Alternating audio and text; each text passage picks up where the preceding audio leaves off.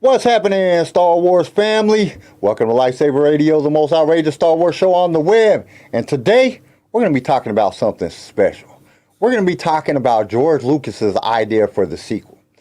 Now, we've had plenty of time to sit back and to do the research. Like me and Garrison been researching this for about 2 weeks now. And we done found a lot of information. But before we get all to that, let's drop the intro, and then we'll get into our Housebreaker, and then we will jump into the wonderful world of George Lucas's mind. This station is now the ultimate power in the universe. Last we will reveal ourselves. I have a bad feeling about this. You are now tuned into LightSaber Radio. If you only knew the power of darkness. Let's go. You are now tuned into LightSaber Radio. 4, 3, 2, 1.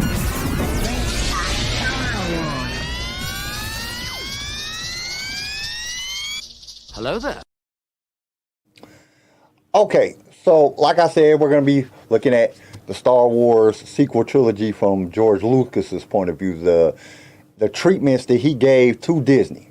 Now, when you're thinking about things, you know, and you're thinking about what you think George Lucas would have done, and if you think that George Lucas's ideas would have been better than Disney, remember that Disney didn't just throw away his thing. I watched about 7 interviews, and I read a whole bunch of different interviews on him, and they used a lot of the stuff that he had in the treatments. They use like ideas and like themes. Yeah, they didn't use exactly what he was, what he wanted to do, but they used. There were similarities. There's a lot of similarities, but there was also some shit that I'm not surprised Disney threw out. Like I was like, what the fuck are you talking about, George? Yeah. But we'll get into that. We will get into that. But first, we have a tradition here at LightSaber Radio. You know, something to get our outrageous juices flowing. You know, we call it the Housebreaker, pun intended. Usually Garrison will ask us a question, come up, and then we just try to come up with our most outrageous answers we possibly can. But today, I was going to ask it, but I forgot to write it down. Oh. And I don't remember what it was. So Garrison, you're going to be the one that has to do it, because I had a really good one, but I forgot to write it down. And I forgot what it was. It was really, really good, I promise you. But I fucked around. Man, I'm telling you, man, I forget shit. Like, my wife will tell me something, I'll forget like in 5 minutes.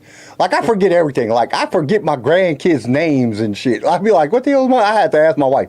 It's part of MS. It just fucks with my memory. I can't remember shit for some reason. But Garrison's going to drop the intro video and then ask that question. All right, let's do it.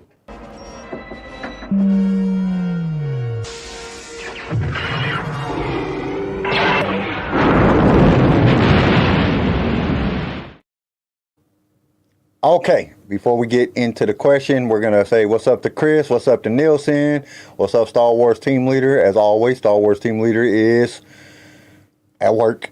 I'm sorry, Star Wars team leader, that you got to work on Saturday. That sucks. And then Chris says he's moving today, but he'll stay around as long as he can. He just stopped by to say hi, and if he can pop in and out, he will. And then Nielsen's here.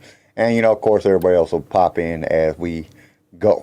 Okay, so, Garrison, what's the Housebreaker today? Okay, what crazy ass shit that you came up with today? It's not crazy, but it like preludes what we're going to be talking about today. Okay. What do you love about George Lucas Star Wars, and what do you love about Disney Star Wars, and what do you dislike about George Lucas? What do you dislike about Disney?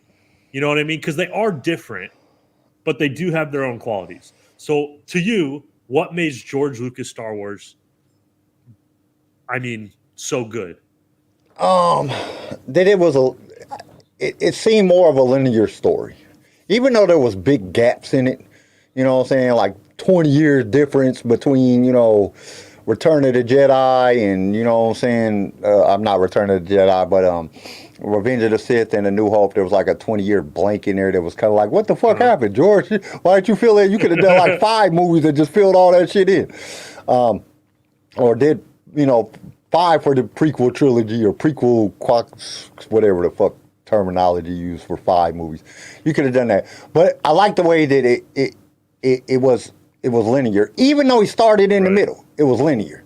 Because you went from Luke to Luke and Vader at the end. Then you go back, you find out about Princess Leia, Vader, you know what I'm saying? You find out how Anakin became Vader. Because that was a question, like, what makes this dude he had 2 kids and he's just a fucking asshole and turned to the dark side and tried to take over the galaxy? Why? And then George explained that to us. And, but both trilogies they did was linear.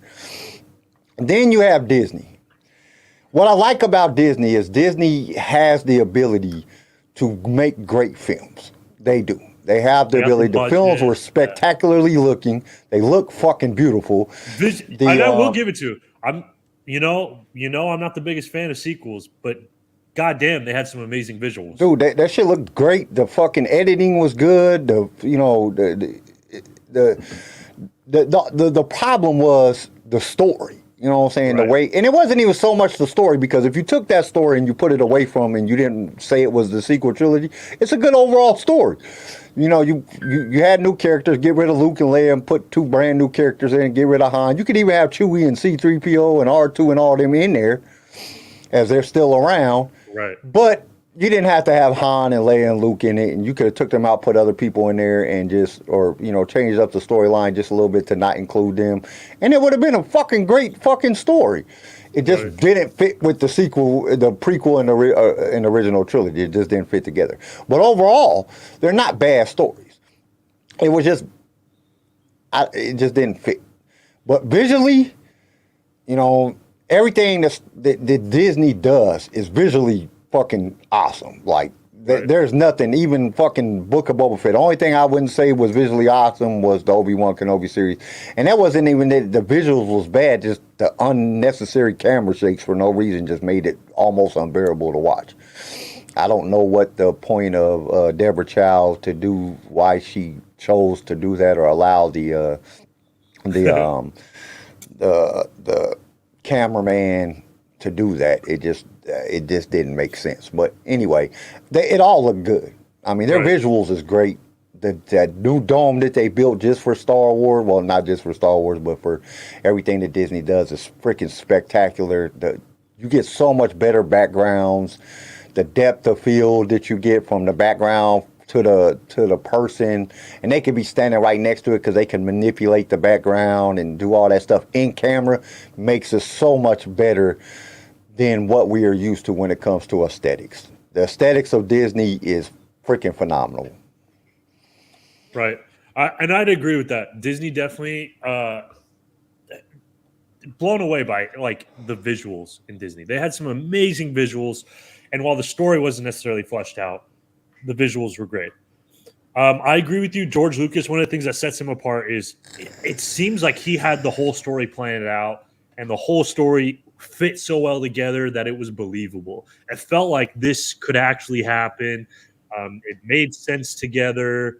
Like the timeline was just so flushed out that it made sense, right?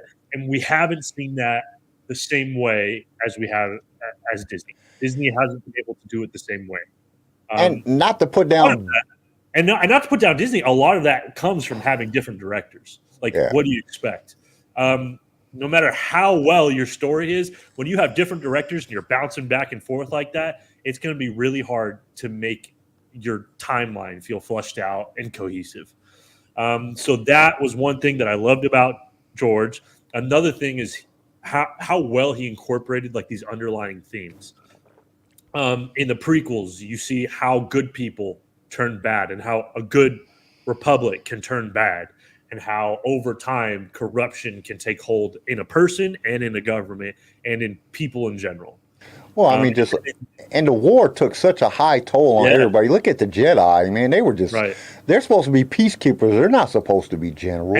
And it reflects real life so well in those themes of how and I could just corruption can happen. Like, I can just imagine if you look at, like, and a lot of people say, you know, oh, you just put down the original trilogy and the prequel trilogies because they don't look good as the... I'm not putting down the original trilogy. They're my fucking best ever. They're my original and prequels are my favorite.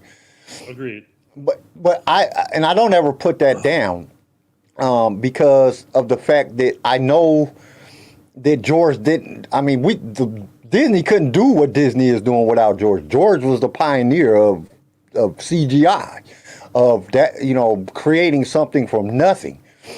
And so I don't put it down for that. It just was not visible. I mean, if George could redo the fucking original and the prequel trilogy now with the fucking technology we have now, oh my God, that should, like, don't change the story none. Yeah. Just redo them. And I mean, even look at the difference between the original and the prequel and how much better it looked. Because you have better technology.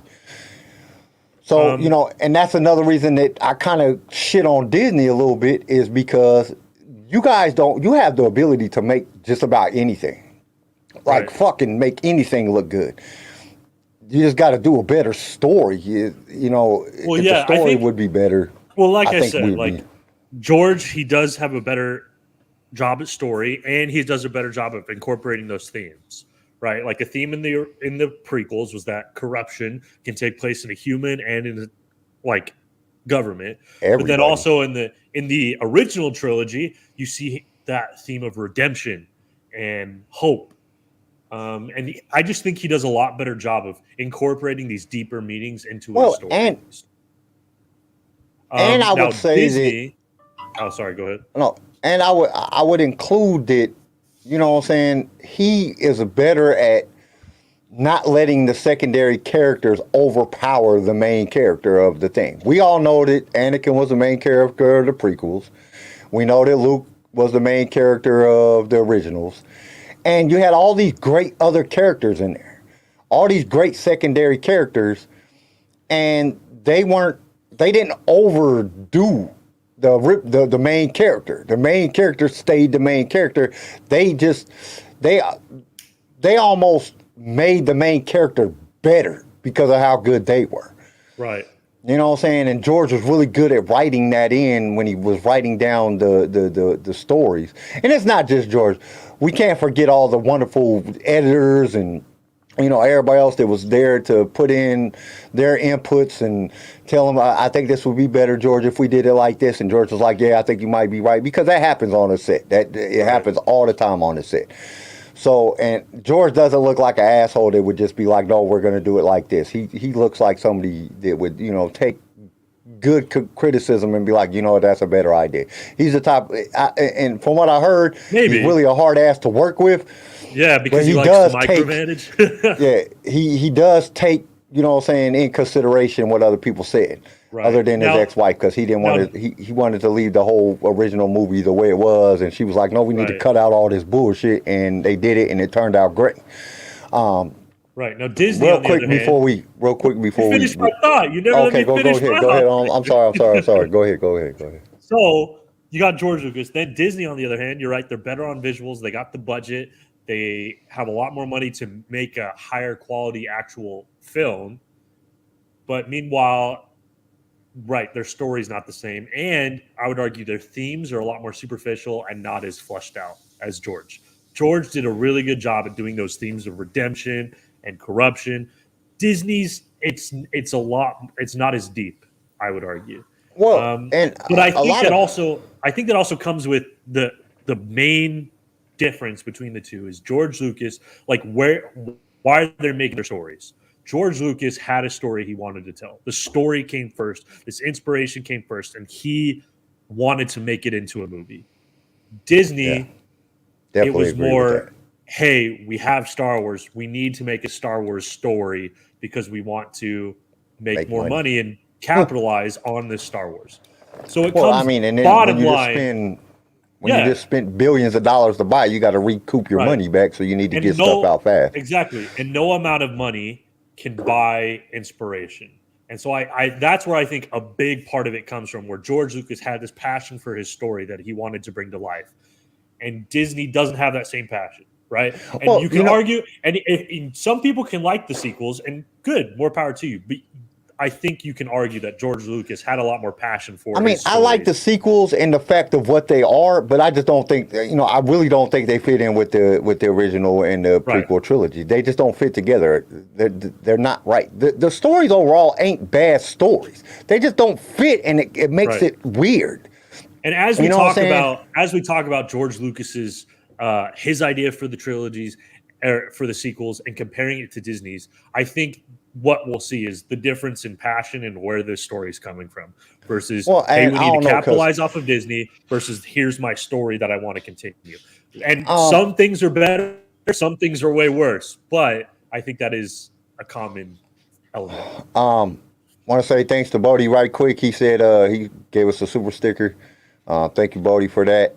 Star Wars team leader he does says make next a good Saturday, no work will be at Monster Fest with my Star Wars group. We will have you guys playing on the table again for people to see. Thanks, Star Wars team leader. We really appreciate that. And then Bodie said, I would argue that OT has less overall cohesion than the sequels. Prequels, perfect cohesion. Nothing in the sequel is worse than Luke kissing his sister goodbye. Well, he didn't know it was his sister yet. Which, I Right. don't know. I think they kind of, you would know that you're That's twin, fair. man. Yeah, but that's a fair point. Like that wasn't I think his flushed out cohesive timeline didn't really come into play until episode 6 and the original trilogy. Right? The whole sister thing, that is a good example of like, all right, you're right, that's a little weird. And the sequel trilogy, I mean, it was coherent. It just didn't, like, a lot of it didn't make sense because of what it was. You know what I'm saying? Like, how is this chick just learned how to use the Force yesterday and now she's fucking dope? Right. You know what I'm saying? How did, you know what I'm saying? You and I understand where they was coming from. You know, you can't have, and at this time, and it's not even being racist. I don't even think it was being racist, but you can't have a black main actor. And I think really Finn was supposed to be the main actor. He was supposed to be the main person that the story was based Definitely on. bigger than he was. Yeah. And that's the way they portrayed it at the beginning. The Force woke him up. You know, the Force Awakens, that's the name of the story. And at the very beginning, that's what happens. It woke him up. He didn't want to shoot. He knew it was wrong. And the Force told him that. And then to not give him Force abilities was kind of like it just didn't make any sense whatsoever. It was the most non-coherent thing I've ever seen in any film. And then there was just a lot of things that didn't make sense. Luke running and hiding and doing that. That didn't make sense. Like, why are you gonna run and hide just because you tried to kill your nephew? You know what I'm saying? Like, what does that got to do with shit? Well, I don't think he would even try to kill his nephew in the first place. You know, yeah, like, why would you kill your nephew and you redeemed your father that was, like, killed half the galaxy? You know what I'm saying? Just a lot of stuff just didn't make a lot of sense. That's why I said, if you just took the sequel trilogy and you watched it by itself and you never seen the original or the prequel trilogy, it's not bad. I mean, there's still some things. Story, but You know what I'm saying? It's still something, because just at that beginning scene, it's going to captivate you to watch it all the way to the end, because all of us watched it like, when is Finn going to get his Force abilities? Because the Force talked to Finn. You know what I'm saying? So, like, when is he going to get his ability? So you're watching it wondering when this is going to happen. And, you know, even with Rey, you know what I'm saying, being like, you know, having Force ability, it gave you something to bitch about. You know what I'm saying? Like, oh, this chick can use a Force instantly. You know what I'm saying? She's picking up big ass boulders. You know what I'm saying? And she ain't shit. You know what I'm saying? But it was captivating. You wanted to know who she was. Right. The story itself was not bad. It just didn't fit with the original and the prequel trilogy. It was like, what the hell is this? And then the way that they took Luke, Leia, and Han out was just, I feel, this is just my personal feeling, like Disney was stomping on George Lucas, like, we're going to kill all your original fucking characters, fuck you. You know what I'm saying? Right. That's how I feel. I thought it was more of a smack in the face to do that. Even though George says in his idea, Luke was still going to die. Yeah, but you know what I'm saying? He wasn't going to die like that. Yeah, not like that. Not like a punk. You know what I'm saying? He wasn't going to die. You know what I mean? I think George was planning on sending him off more of a hero's death. A hero. Like he deserved. But Disney didn't. So I guess let's go into we can go into that. Some of the actual elements that George Lucas was going to do. Okay. So first off, George still had the basis on the third or his sequel trilogy that the main character was going to be a woman. So that is something that Disney took from Right. from his treatment. Was going to be a woman. She had two different names at two different times during his treatment of episode 7. One of them was Kira, the other was Thea. You know what I'm saying? Mm-hmm. He kind of ended from what he said. The end of it, Kira was the one that's going to be the name of the person, which we got a Kira in Rogue One. So they kind of used part of. I think everybody read his treatment of 7. And kind of got ideas of what what George was kind of going for. Now, the two main characters, she was going to be the main character, but we was going to still have Luke and Leia being like the real main characters. Well, yeah, the focus was going to be because like it talks about like the prequels were about the father, the originals were about the son. And then the sequels were meant to be about the daughter and the grandkids. And if you go back and you look at that, was kind of important in the Mortis arc because you had the father, the daughter, and the son. Right. Then you go back and you look at some other Star Wars references in Rebels and Clone Wars. It's the father, the daughter, and the son. There's a lot of father, daughter, son stuff that was involved in Star Wars when George was in control of it.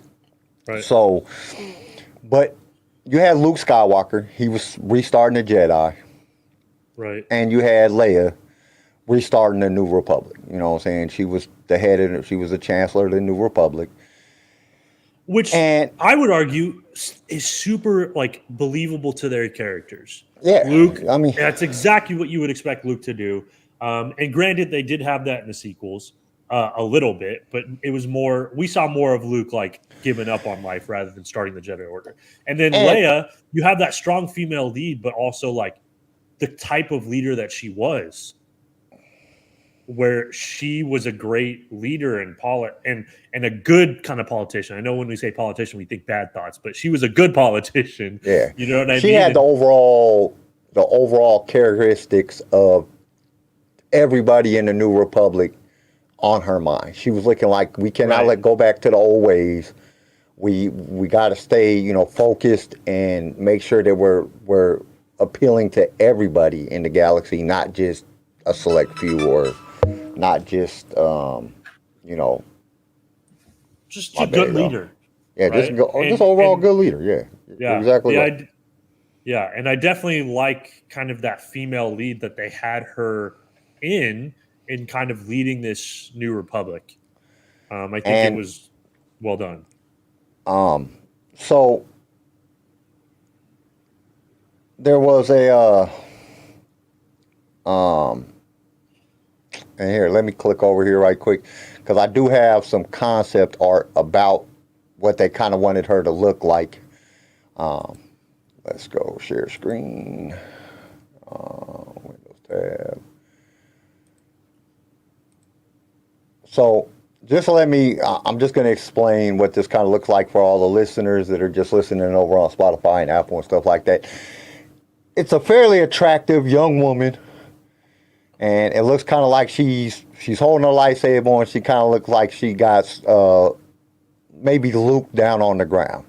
Like maybe she defeated him. She finally got better than the master of swordplay, and she defeated him, and she got her saber pointed at her. She got some smile on her, like a little grin on her face. She looks fairly attractive. And you could have done the same actress too. Yeah, I mean, because Rey is not unattractive. I mean, she's attractive, and she did not do a bad job playing Rey.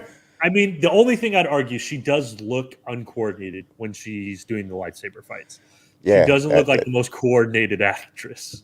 But you know what I'm saying? You could have kept Daisy Ridley as Rey, or as Vader, Kira, whatever they wanted to name her, because like Tyon was another name. There was a couple names that they used. Right. There's another picture. It looks like the same female, and she got a bunch of them laser droids. The training balls that are flying around. She's holding the stick, and she's just training. Basically, she's Kira's training.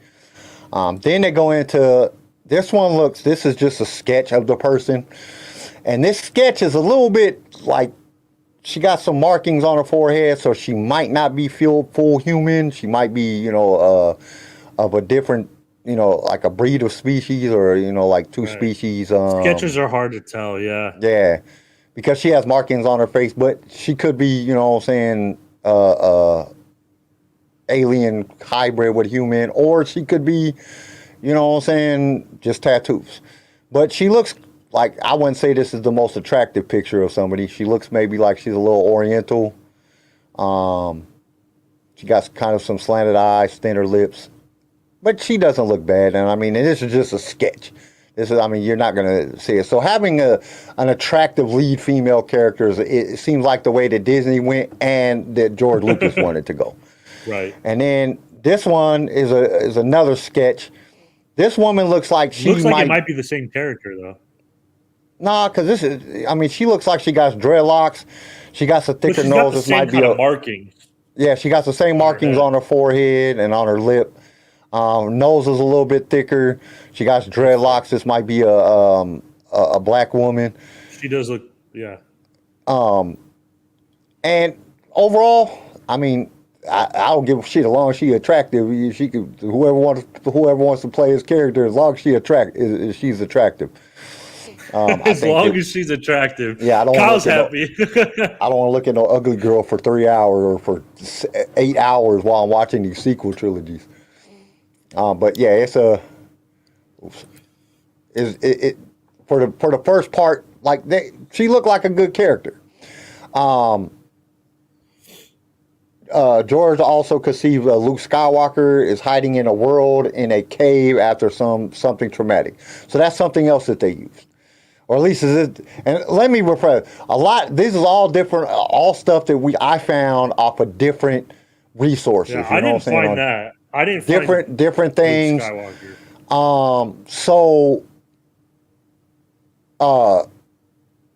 They're from different articles, different interviews.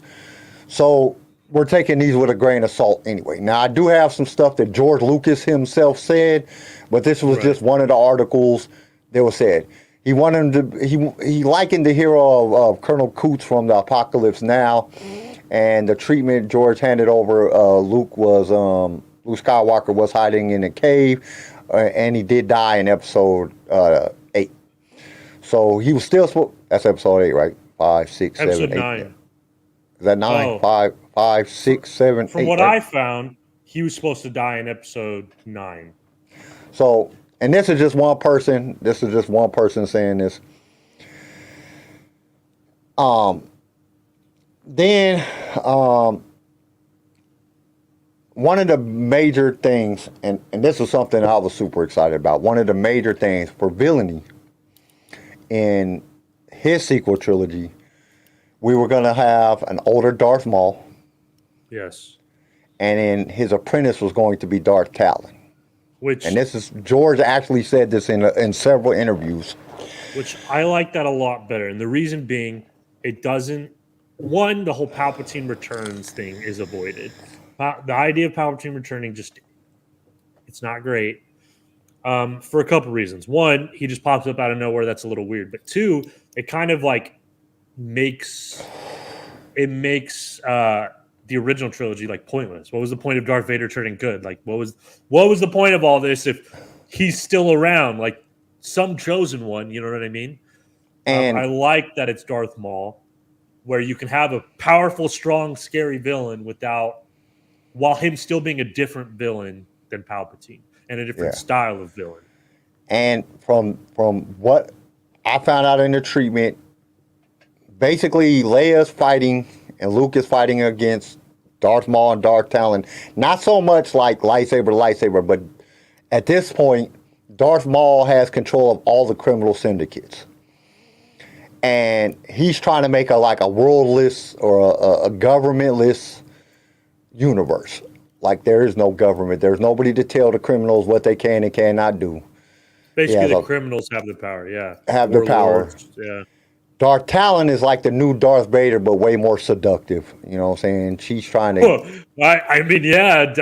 Darth Vader's not too seductive, buddy. You take any girl with fucking skimpy outfit, that's more seductive than a guy in a big giant suit.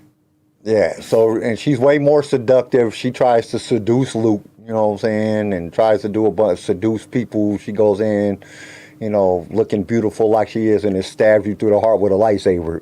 Not a great feeling. But this is where things get weird.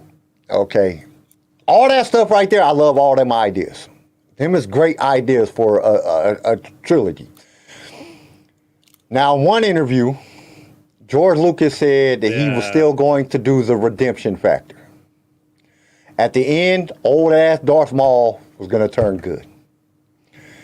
And I was like, what the fuck? Darth Maul turned into the good guy? Like, dude, I'm not a fan of that. Like, leave Darth Maul the bad guy. He needs to be, he's one of my favorite bad guys. Don't fuck him up and make him a good guy. You did that with Vader and it was like ruined part of Vader for me. Darth Maul just, like, you know what I'm saying? No, I didn't like it. And then the other thing was, there was going to be a microbiotic world. Yeah. But in this world of creatures that are operating in world is basically, they're saying world, but it's really the galaxy. But in this galaxy of creatures that operate differently than we do. And they call them the wheels. Now, we all know about the wheels of the Force.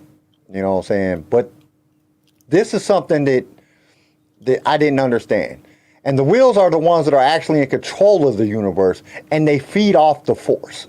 Now, when I read this, I was like, what the hell are they talking about? Like, yeah, they're like the gods of Star Wars universe, yeah. But they live inside the midichlorians. So they're like little bitty fucking, they're like microbiotic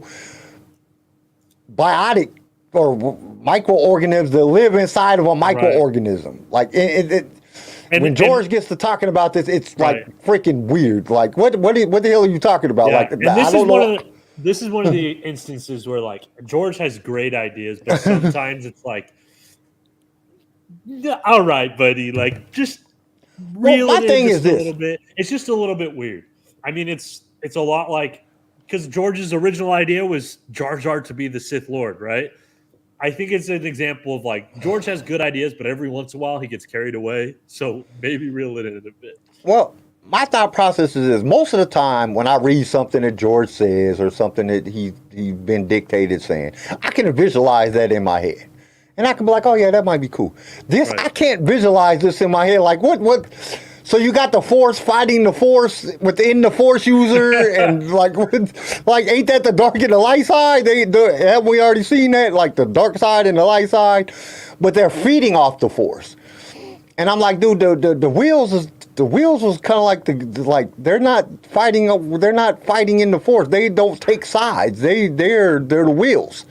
You know what I'm saying? They're the architects of.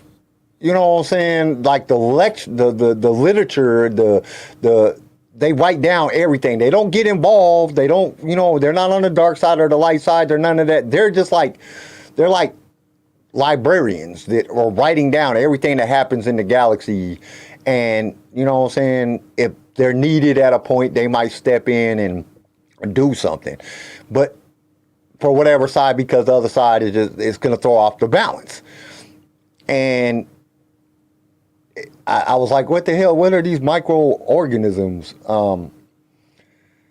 But George said back in the day, I used to say ultimately that what this means is that we're just cars, vehicles for the wheels to travel around in.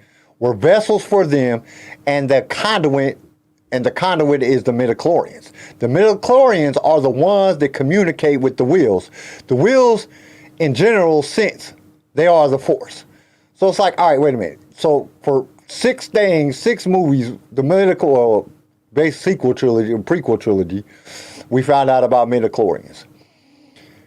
The midichlorians is what allowed a person to be able to use the Force. The higher your midichlorian count is, the more Force you have, the more Force ability you have.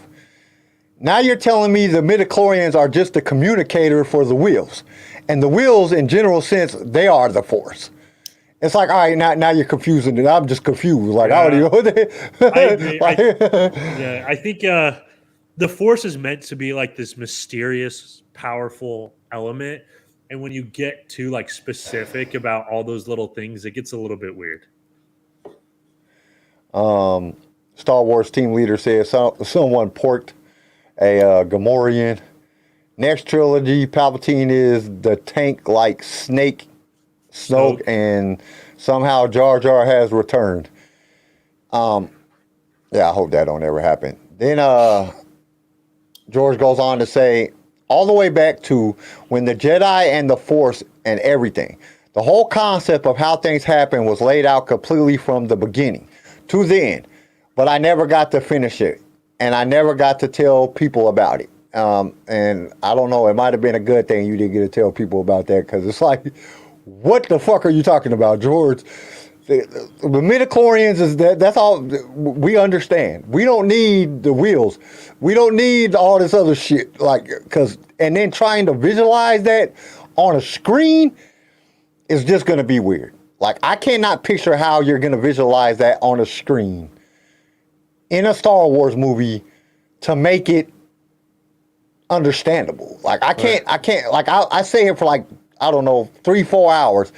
And I'm sitting there, I got, you know what I'm saying, I got Adobe open, and I'm trying to figure out a way to visualize this to where it would make sense without going into looking like, you know what I'm saying, we got a Jedi on a fucking table and they're cutting them open and doing an autopsy and checking.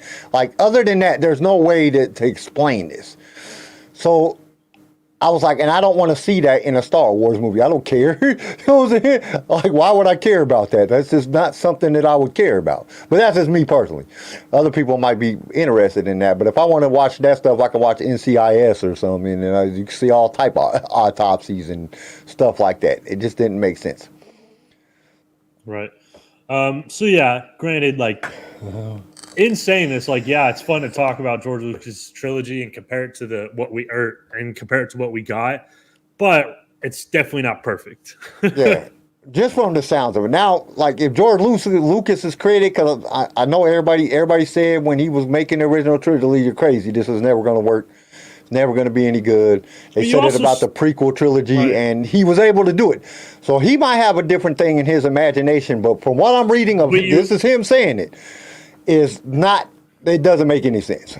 But you also have great examples of, like, some episodes that he didn't direct ended up being very good. Like Episode 5, George Lucas didn't direct it. Yeah, and it was probably Empire Strikes Back is the highest rated. Right. And while he was like there, and he was there every single day, and he definitely had a big hand in it, he didn't direct it. So I think it goes to show, like, while George Lucas, like, as awesome as he was and as awesome as his ideas were, like, sometimes when he's not in absolute total control and you get some other people's ideas in there, it can still go really well. Yeah, I mean, and it could possibly happen, but I just don't know how. Right. Then he said, if I held on to the company, I could have done it, and then it would have been done. Of course, a lot of the fans would have hated it, just like they did the Phantom Menace and everything. But at least the whole story from beginning to end would have been told, and it would have been his story. That, like, I would love to see that. Like, if George just said, hey, I'm making 3 more Star Wars movies, Disney, you're going to let me do it? And it's going to be a remake of the sequel trilogy, and then people can just watch what they want to watch. I would love to see that, because I would love to see what his idea was. Right. But that right there, like the whole wheels thing, I was like, wait a minute. As a part of the book of the Star Wars Archives, episode 1 through 3, 1999 through 2005, also Paul Duncan interviewed George Lucas. During this interview, George talked more about his plans for his sequel trilogy. So we're going to go through that right quick. So Paul, first off, what about stormtroopers? They look robotic, but they're not. He was looking at one of the treatments, the concept art. Okay. George Lucas says, how do you know what they are? Paul says, did you have a different idea of what they were? George Lucas said, yeah, they started out as clones. Once all the clones were killed, the Empire picked up recruits like the militia. They fought. but they weren't very good at what they did. Paul then asked, that's why they kept missing. George said that's why they kept missing. Then after Rebels won, there were no more stormtroopers in my vision of the third trilogy. So there wasn't going to be no stormtroopers in the third trilogy. So you got all the remnants of the the Empire remnants and Thrawn and all that shit. None of that shit was going to exist in his trilogy, which I don't know if I'm so happy about, because I'm kind of happy to see Thrawn. I'm kind of happy to see Ahsoka in the TV show. You know what I'm saying? But I also like the idea of how the trilogy was meant to take place after a little bit of time. Yeah, it was at 20 years. It didn't pick up immediately after. So I think that gives us enough time to kind of get rid of the remnants of the Empire. And I mean, and they could have still brought in Thrawn. They could have still brought in Ahsoka, because from what George says, it was 20 years from, basically it's 20 years each time. 20 years from the end of the one, or 18 years, basically 20 years, and then 20 years to the next one. I'm okay with not having stormtroopers, because if he did the other 9 and say Disney did sold Star Wars to Disney, they could have still came out with all these different things that would have still led up to this, and everything that they made right now would have still made sense, because it would have just ended when Thrawn and them would have got took out by Luke and them, and it would have been done. It would have been more based on the Legends, because in Legends, once Thrawn died, the Empire basically died. So that would give a good opportunity, for Maul to come in, an older Maul, new apprentice, Darth Talon to come in, and that starts the next trilogy. So no matter if it was his trilogy or Disney's trilogy, they could have still made The Mandalorian. They could have still made all this stuff, because it was a 20-year gap in there. He said he had planned for the first trilogy to be about the father, the second trilogy about the son, and the third trilogy to be about the daughter and the grandchildren, which we've already discussed that, which I think was a good idea. I mean, and basically that's where they went, because even though we still had Kylo Ren, which was a grandchild. We still had another grandchild, with Rey being Palpatine's grandchild. So they still kept to the premise. I'm not saying that they followed it exactly, because they didn't, but they kept to the premise. They kept some of the ideas that George had in it, which I respect that, even though Bob Iger original, from what I read in the Bob Iger interview, and there's a Bob Iger interview, you can go watch it on YouTube, that Bob Iger said that they was going to use, basically when they were signing in the deal, they said that they was going to use George's stuff, and then as soon as they signed the deal, they just threw it out the fucking window. Right. But he said episode 7, 8, and 9 would take an idea of what happened after the Iraq War. Okay, you fought the war. You killed everybody. Now you're going to do it. Rebuilding afterwards is harder than starting a rebellion or fighting of the war. When you win the war, you have to disband the opposition army. What do? The stormtroopers will be like Saddam Hussein, Ba'athist fighters that join ISIS and keep fighting on. The stormtroopers refuse to give up when the Republic wins. Now, this is George Lucas's own words. So basically, he's explaining. Well, this was something I didn't get in his answers, because he said there wasn't going to be no stormtroopers by the time 7 started. Now he's saying the stormtroopers would be like Saddam Hussein, Ba'athist fighters, and join ISIS and keep fighting. The stormtroopers refuse to give up when the Republic wins. That's kind of going back before 20 years, because that would have be something happen. So did he have something else planned? But he says it's episode 7, so that was kind of confusing. They want to be stormtroopers forever, so they go as far corners of the galaxy, start their own country and their own rebellion. There's a power vacuum, so gangsters like the Hutts are taking advantage of the situation, and there's chaos. The key person is Darth Maul, who had been resurrected in the Clone Wars cartoon, and he brings all the gangs together. Then Paul Duncan says, was Darth Maul the main villain? George Lucas says, yeah, but he was very old, and we have 2 versions of him. One is set with his cybernetic legs like a spider, and the later on he has metal legs, and he was a little bit bigger, more of a superhero. We did all of this animated series, and it was a bunch of episodes. Darth Maul trains a girl, Darth Talon, who was from the comic books, as his apprentice. She was the new Darth Vader, and more seductive, and most of the action was with her. So these two main villains of the trilogy, Maul eventually becomes the godfather of the crime in the universe because as the Empire falls, he takes over. The movies are about Leia. I mean, who else are they going to be about? The new leader, trying to rebuild the Republic. They still have the I can't even say that word, aperture of the Republic, but they have to they have to get it under control from the gangsters. That was the main story. And I like that story. That's a good story. Right. You know what I'm saying? Now, I don't know about the whole wheels fucking shit. Like, that shit's just weird. Yeah, but it is weird. The main story being about, you know what I'm saying, now that the rebels have conquered the Empire, took over the Empire, and then the gangsters take over the fucking galaxy because the New Republic is trying to rebuild itself, and they're like, fuck that. And now they have to go in and get rid of the crime syndicates that's being ran by Maul and Talon. And I like that concept. That sounds like a good-ass trilogy. Star Wars team leader says, sounds like a Ahsoka show with Thrawn in place of Maul.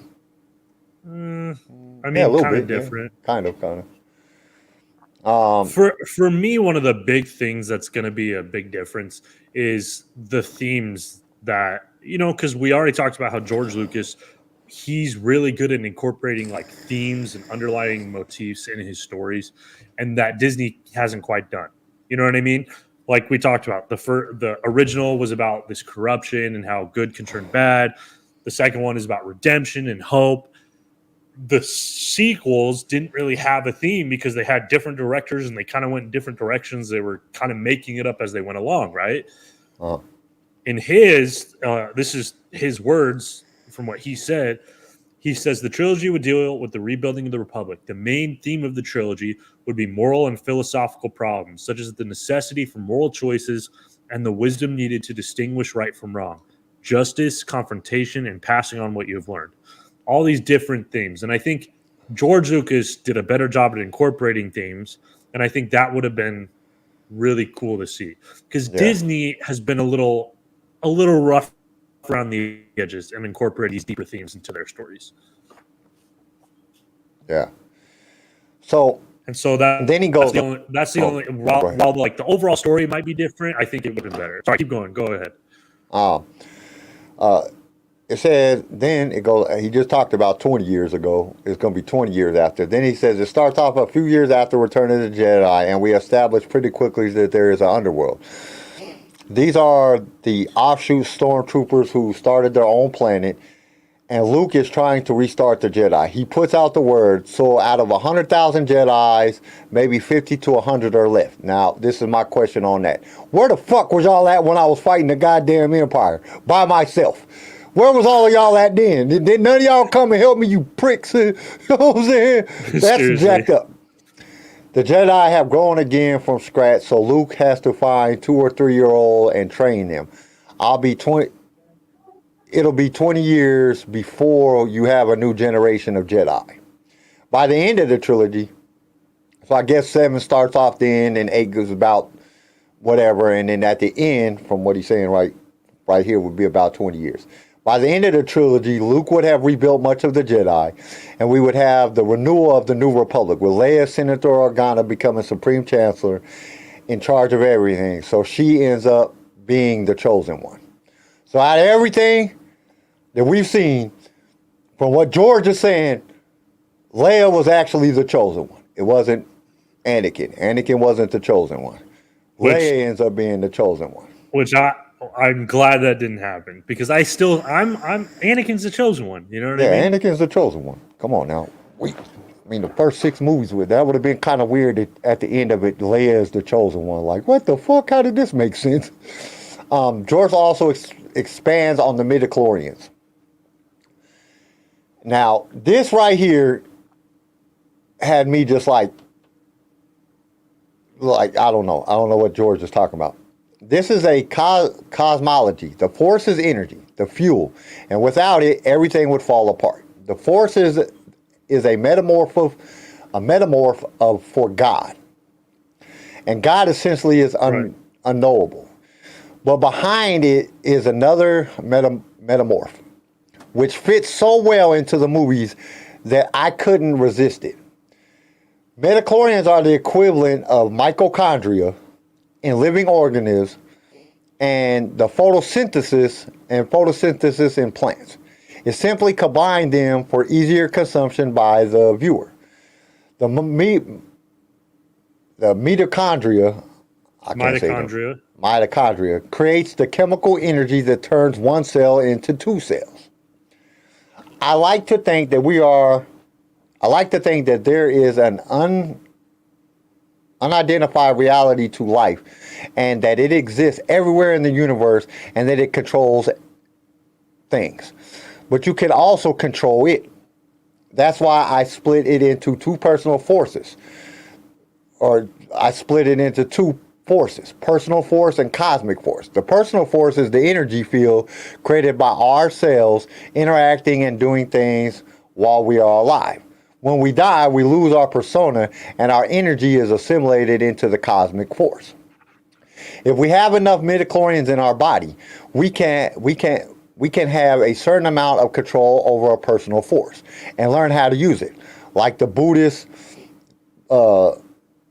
practice. What the hell is practice? That's not even a word. I guess practice is supposed to be practice. Practice of being able to walk on hot coals. Okay. Now that makes sense. That part right there makes sense. That's basically what we've been taught this whole time. Midichlorians is the force, and they're inside of us, and we can use to talk to the midichlorians and tell them to do things and blah, blah, blah. Now this is where it gets weird. And the wheels. The wheels are the microscopic single-celled life forms like amoeba, fungi, or bacteria. There's like 100,000 times more wheels than there are midichlorians. And there's about 10,000 times more midichlorians than there are human cells. The only microscopic entities that can go into a human cell are midichlorians, and they are born in the cells. The midichlorians provide the energy for human cells to split and create life. The wheels are the single-cell animal that feeds on the force. The more the force there is, the better off they are. So they have a very intense symbiotic relationship with the midichlorians, and the midichlorians effectively work for the wheels. It is estimated that we have 100 trillion microbes in our body, and we are made of about 90% bacteria and 10% human cells. So who is in service to whom? I know this is kind of the thing that fans just go berserk over because they say, we want it to be mysterious and magical, and you are just doing science. Well, this isn't science. This is just mythology, and anything else in Star Wars, it sounds more like scientific, but it's a function. Okay. I have no idea what the fuck he just said right there. Well, he just gets really into it. Like, he has this whole world really, really, really thought out. You know what I mean? And So then he goes on to say, it's saying that there's a big symbiotic relationship to create life and to create the force.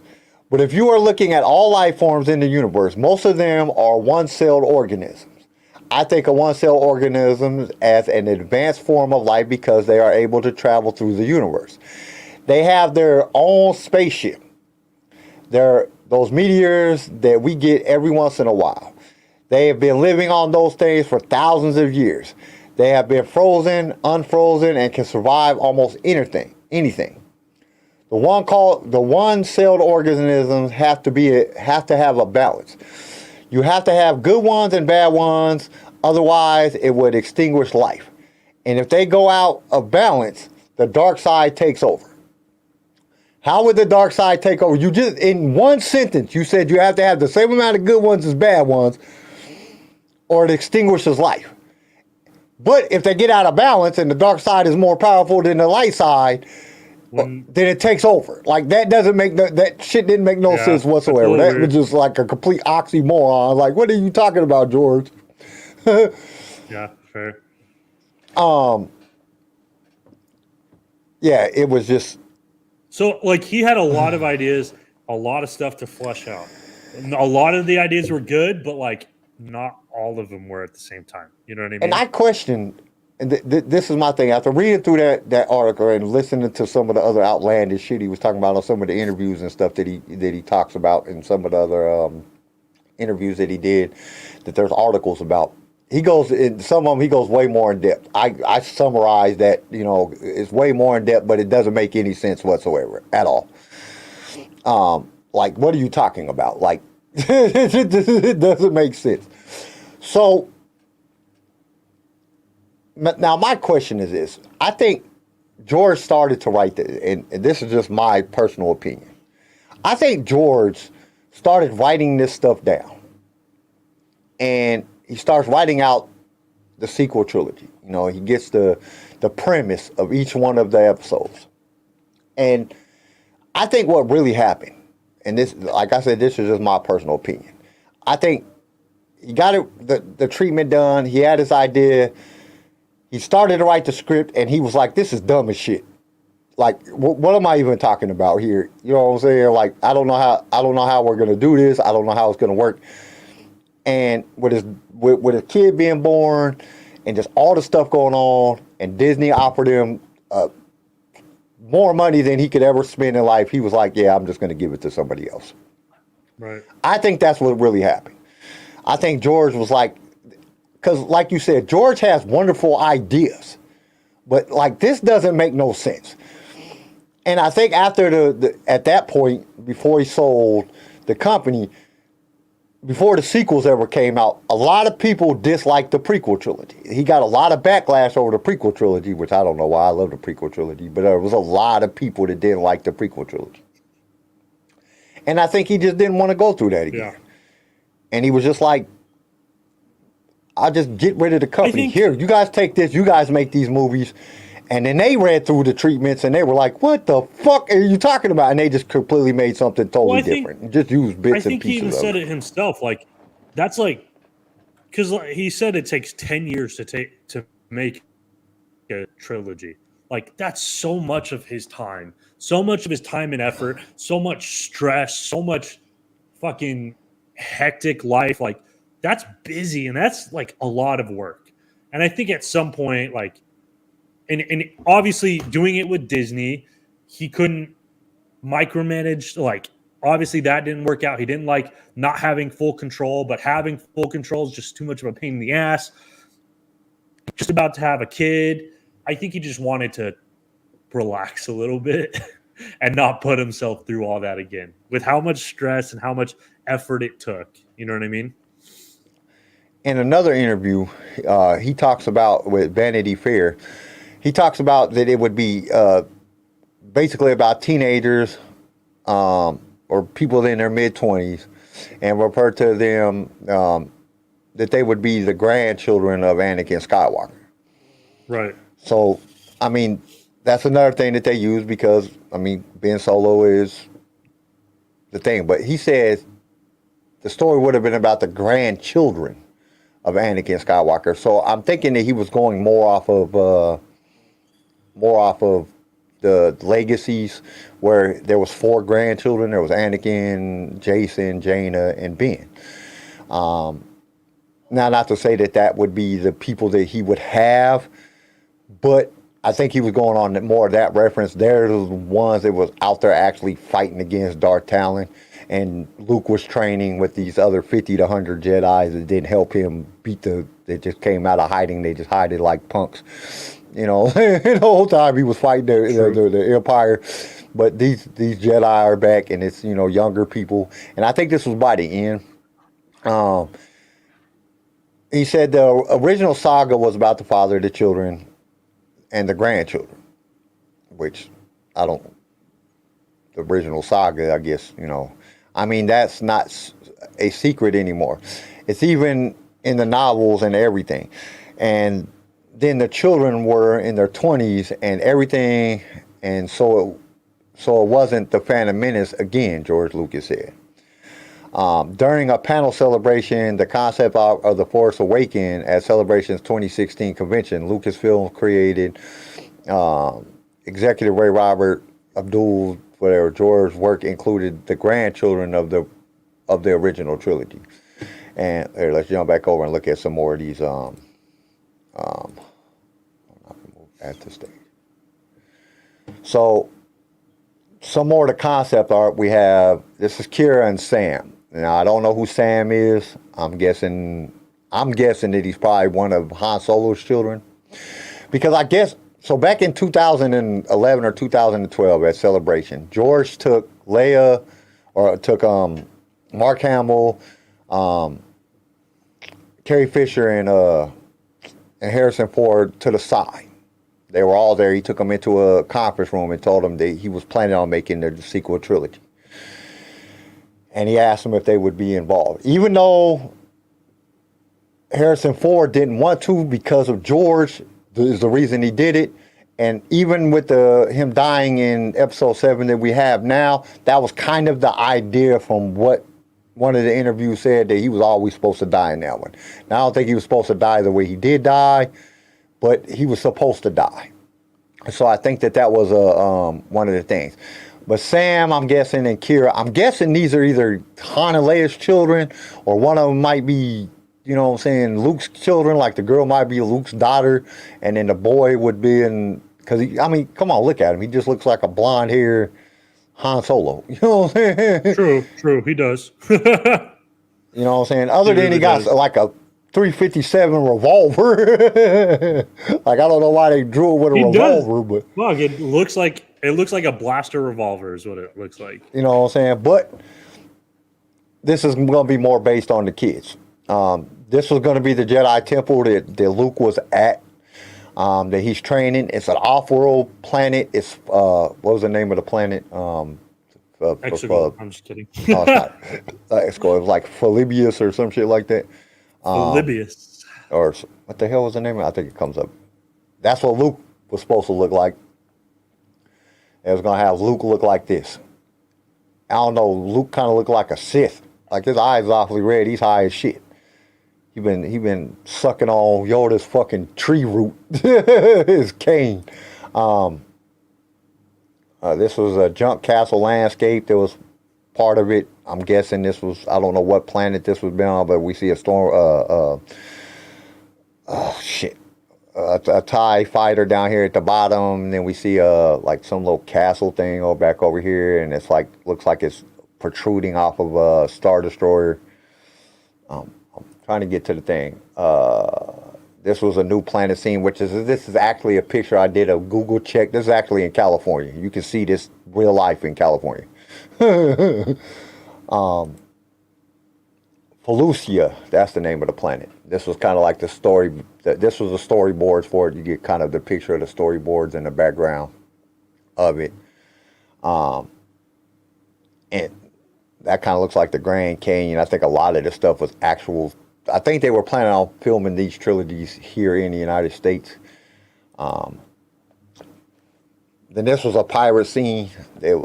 Some type of pirates looking at the Millennium Falcon. I don't know why the Millennium Falcon is down here in this cave-looking thing. But so far, just the concept art of what they're showing us is, I don't see no force of the wheels or any of that crap. I see like actual good.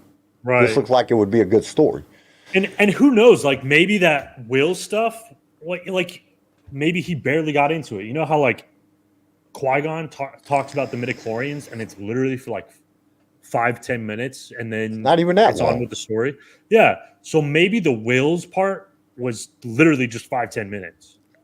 And wasn't really explored besides that. So like, I mean, it's possible. And in that case, like, I don't know if I could be too upset, because like, and see, the fucked up thing about it is we don't ever know. You know what I'm saying? That's the messed up part about it. We don't know what it was going to be like. I mean, it could have been freaking amazing if it never got done. I mean, it would have been different if we had something to really reference to. We just got, interviews and stuff that George said and J.J. Abrams said about reading the treatments and Bob Iger said reading the treatments. And now, because J.J. said it was a little confusing. He was like, when J.J. in one of his interviews about the George Lucas sequel trilogy, he said it was kind of confusing. So that's the only reason I got like, dude, if the director's saying, dude, what are you talking about? This is confusing as shit. You know what I'm saying? Which, at the same time, George Lucas, that's why George Lucas had to always be there, because people wouldn't understand what the hell he was talking about, and he had to be there to explain it to them in order for effect to do it. And so I don't know if it would have worked with Disney, because not that Disney would have went against George Lucas or the J.J. Abrams and then would have went against them, but if it just didn't make sense, like, how are you going to create this? How are you going to explain this where a director can turn it into a freaking scene? Because as me, somebody, I haven't, I'm not no big time director. I'm not J.J. Abrams, and I would never even compare myself. That dude's awesome. Or, any other the great directors that done great movies before. But I've done a little bit of directing, and it's hard to visualize something when you're reading it off of paper. That's why directors, most of the time, they take like, you give them the script and they change whatever, because they have to figure out how to create a scene out of this. It doesn't always fit, the way that it is written. So they have to change things to make them fit. Now this would have been awesome, because Dark Talon is fine as hell. Yeah, super duper fine. Now I don't know who this purple six-eye, whatever the hell, green creature, blue creature that's, holding her. Her boyfriend.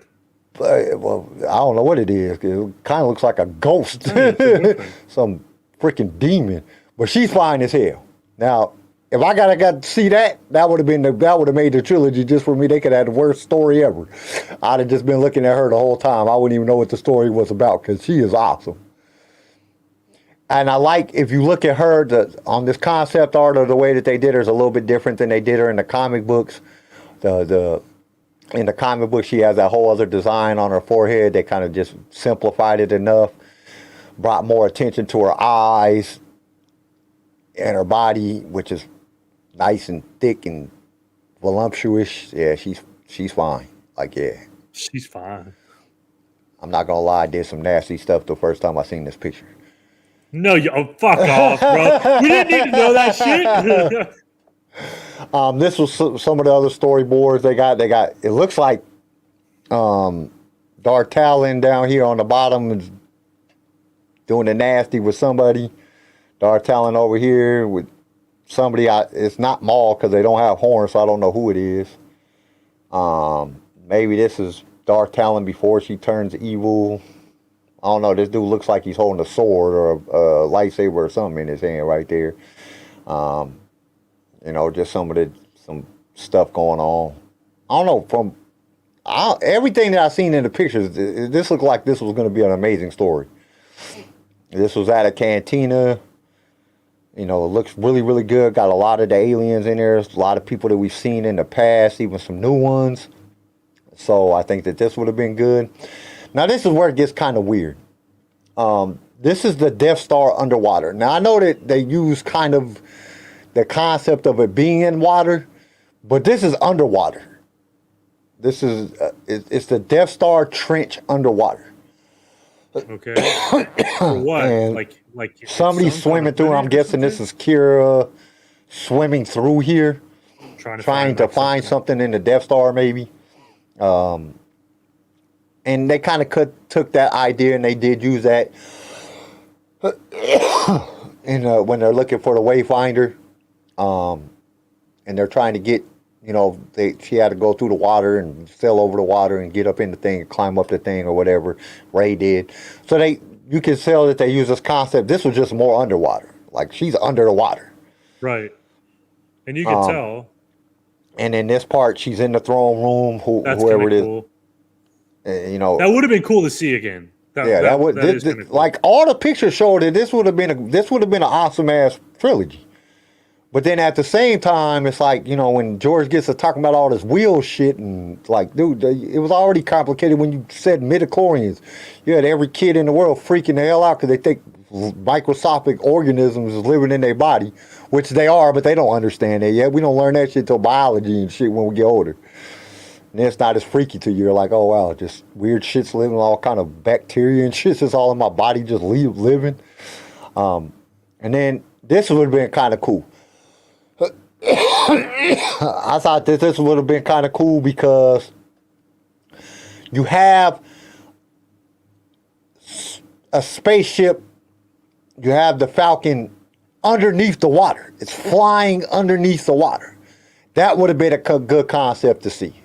I would have liked to see that concept. How it would have worked. Yeah, that's what I'm saying. Like, I mean, it's airtight because they could be in space. So I don't know why it couldn't go underwater, but I'd have questioned propulsion. But you know what I'm saying? It would have been like, I mean, it could have been just the way that the freaking blaster thing on the back worked. It makes sense. Like, if it could go in space, I mean, it should be able to go in water. Kinda, yeah. and they're headed right to the Emperor's tower that was on his little freaking tower thingy that he was on. And this was the last picture that I had. There was a couple more pictures, but they were so grainy and messed up that I couldn't. They didn't look good, so I didn't even try to use them. I didn't want to show them to you guys. It was bad enough that the way I could do it is you can only see like half the screen. But you know, I try to give you guys something. So I mean, the concept looked really, really good. Like the overall concept, like Darth Maul, Darth Talon. You know what I'm saying? The grandchildren of Anakin Skywalker. You know what I'm saying? Luke's part in it sounds really good. He's trying to train the new Jedis. The other Jedis that were in hiding come back out of... And we got some people that we didn't know were dead that we seen before that we thought might have been dead, but they was actually in hiding. I think that's kind of cool. I just would have been kind of mad. I'd have been talking shit. Like, where the fuck was y'all at when I was fighting Vader and Palpatine by myself, you assholes? I like the fact that, you know, Leia's running, she's the chancellor, she's trying to clean up. I like that they have the crime syndicate in there, all the different crime syndicates together, Maul's running all that shit. Overall, like the premise for the story sounds like the trilogy sounds amazing, as long as you leave that wheel shit out of there, because I don't understand that shit. That shit just looks weird. The wheel shit is different. Yeah, that I think George was, you know, pushing on that one. But I mean, and we see that Disney did use some of the stuff. They might not have used it exactly, but they used the idea of it. You know, the Death Star 2 being under or being in the water. They used that. Instead of underwater, they just left it on the beach because it's like too big. You know, as big as a planet. How's it going to be underneath the water? So I see where they came with that. You know, they changed up a few things, but they used several of the things that George wanted in the thing. They just didn't use enough of them to make George's story. They made their own story. And honestly, like I said before, I know I talk a lot of shit about the trilogy or the sequel trilogy, but I still watch it. It comes on TV, I watch it. It's not bad. It's just the things that, like, Luke be going out like a punk. I hate that part. I don't like the fact that Han Solo dies. I don't like the fact that Leia just lays there and gives up the Force to her son to make him good again. Like, y'all could have did that better. The three main characters, you took them out. I can understand Leia. You took Leia out because, you know what I'm saying, Carrie Fisher passed away. And I understand... You can kill them without making it sorry. Yeah, ruining the character. And I think they ruined the characters. Well, I don't know so much about Han Solo because, you know, that was a very Han Solo was the only one who died like somewhat he was trying to save his son. You know what I'm saying? And I would probably have done the same thing. I would have tried to, you know what I'm saying, get my son to come back. So like I said, the trilogy itself is not bad. It's watchable. It's definitely a good, right. And but it just doesn't fit. If you like it, more power to you. Just for me, it doesn't fit with the rest of Star Wars. Yeah, that's all it is. It just doesn't fit with the rest of the story to me. You know what I'm saying? Like, and to me, it seems like a cash grab compared to an actual well thought out story. Well, and then you think about it. George started writing the original Star Wars in what, 75. He wrote that for 2 years before they even, or he might have even started. He probably had the idea long before then. Yeah. You know what I'm saying? And then he surrounded himself by great people, like, you know, great people that were not, that were visionaries. Like Marcus Lucas, or Marcellus, or however you say her name. I don't know. His wife at the time. You know what I'm saying? She was a phenomenal editor. She just hadn't had no real big chances. And I mean, after that, she went on to do Jaws and a lot of other movies for a lot of other people. And she's a great editor. And then, you know, he had still Steven Spielberg right there. They were all making great movies at that time period, or right after George did. And he just was surrounding himself by very inspirational and good people. And he came out with a great story.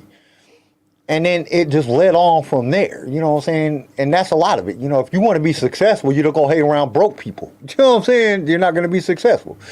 He put himself in a position where he was around a lot of inspirational people and a lot of great filmmakers. Right. I mean, all of them guys kicked it together. You know, Spielberg, Kasdan, all of them. They were around each other all the time. They all went to school with each other. So, I mean, it was just a great thing. And he came out with a wonderful story. He put great people to work. ILM is what it is because of George Lucas and sound and Lucas Sound and Imaging and, you know, just all them guys. They just did a great job. And it was the story.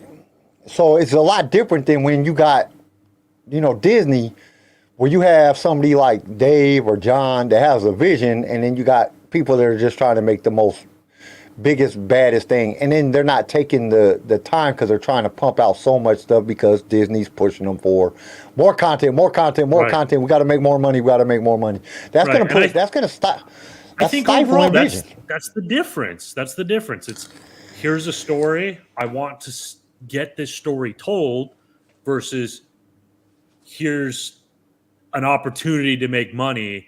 Let's push a story through to make the money. You know what I mean? Because a lot of people told George it wasn't going to work. A lot of his director friends like, dude, this is not going to work. This is not going to work. And then it worked. And they were like, holy shit, he inspired them. I mean, Steven Spielberg has said in many interviews that George inspired him because to go beyond the normal.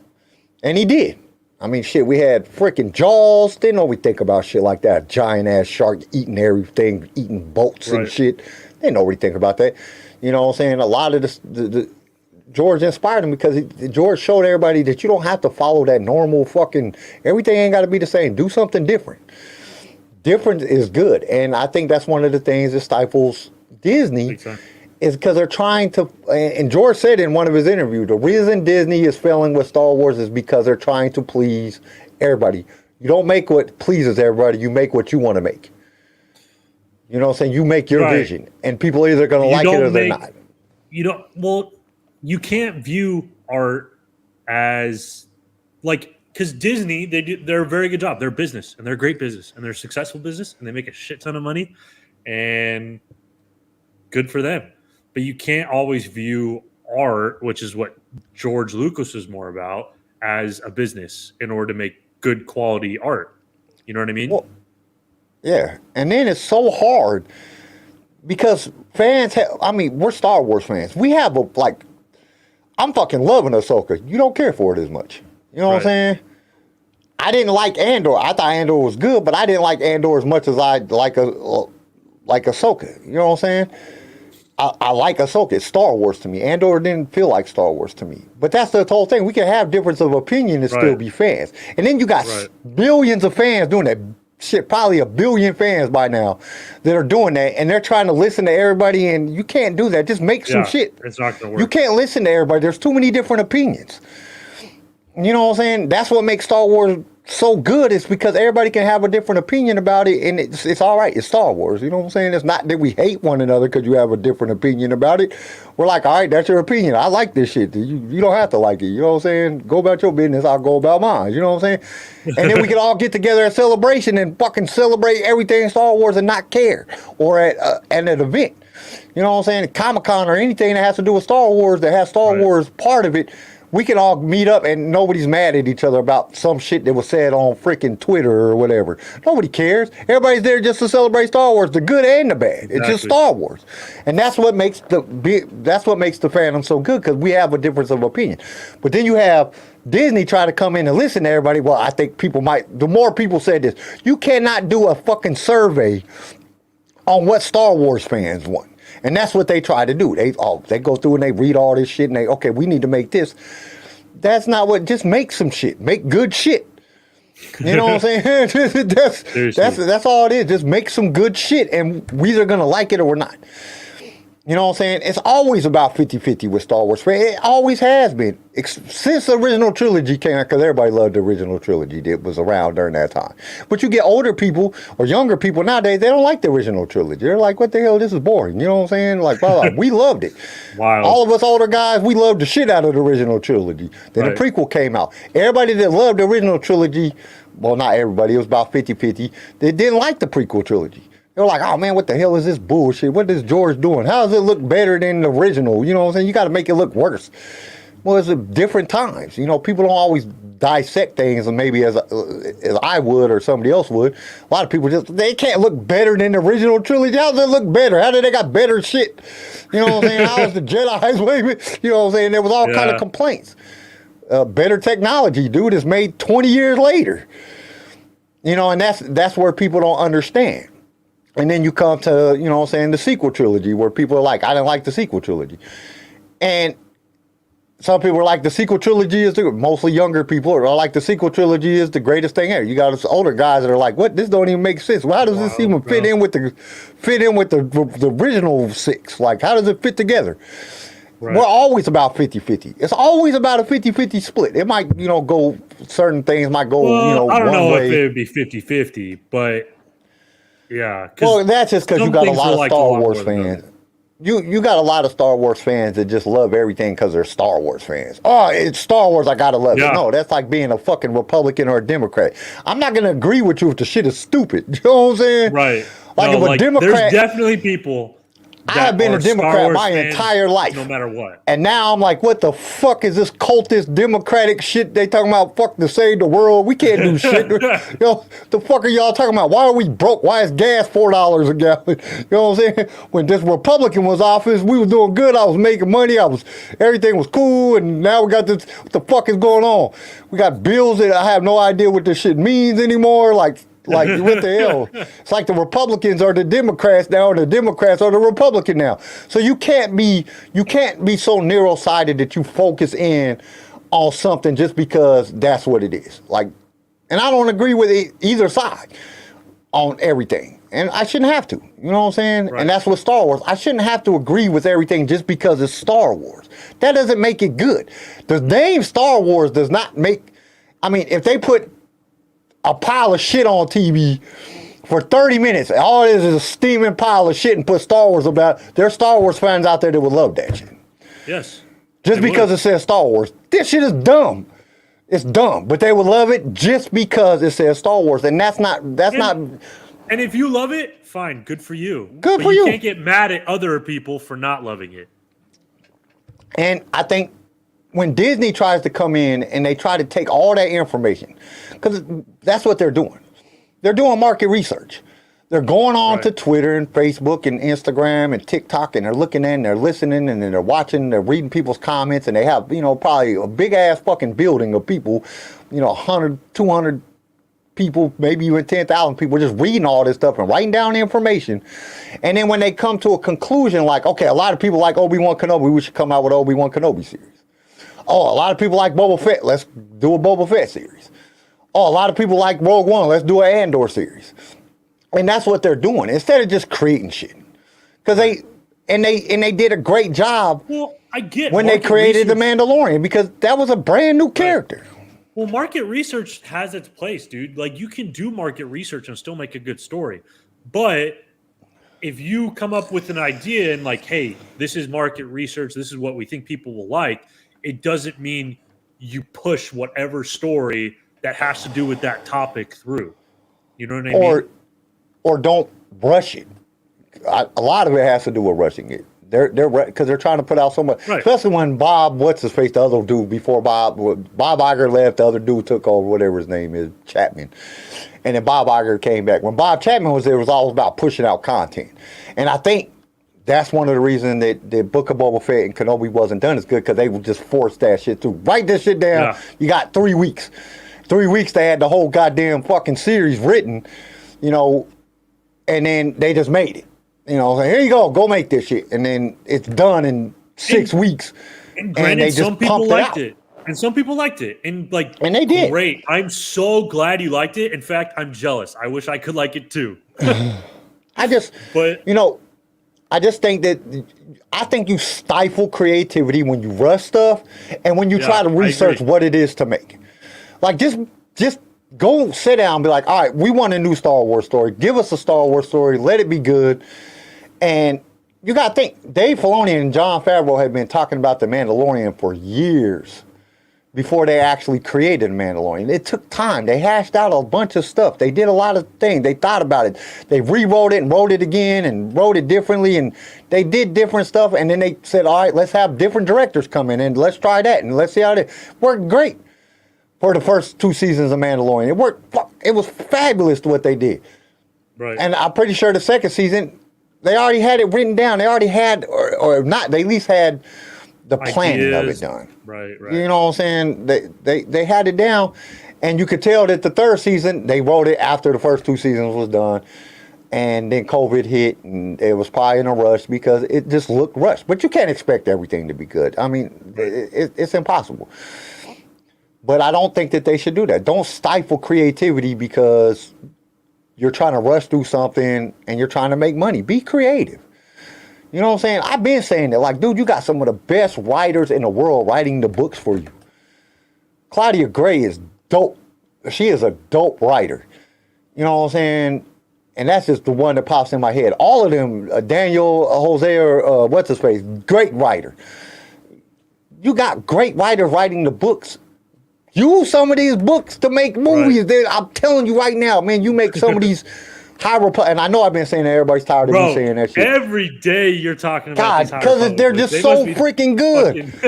They're good books. And they're not Here to the Empire. You know, Here to the Empire, they're not Darth Bane. They're not, you know what I'm saying, people that's been writing these books for, 50 years. They're not those people. But their ideas, the things that they're writing down, the concepts, the secondary characters, everything, the story is so flushed out and so coherent and just linear, and it just makes so much sense. Like, dude, literally, and just with the High Republic, dude, that's just with the books. What, there's 30 books out already? Look how many movies you could make. You could just be making movies back and back every year. Come out with another movie for the next 30 years. Yeah, you know what I'm saying. And we only in the second tier. The third tier of the High Republic hasn't even started yet. And they did it just like George did it. They started off in the middle, then they went back. Now they're go back after that. I mean, and it still makes sense. It fits together. Like, it fits together so good. It just, I don't know why they're not using it. It's like, dude, you're paying these writers that are real writers.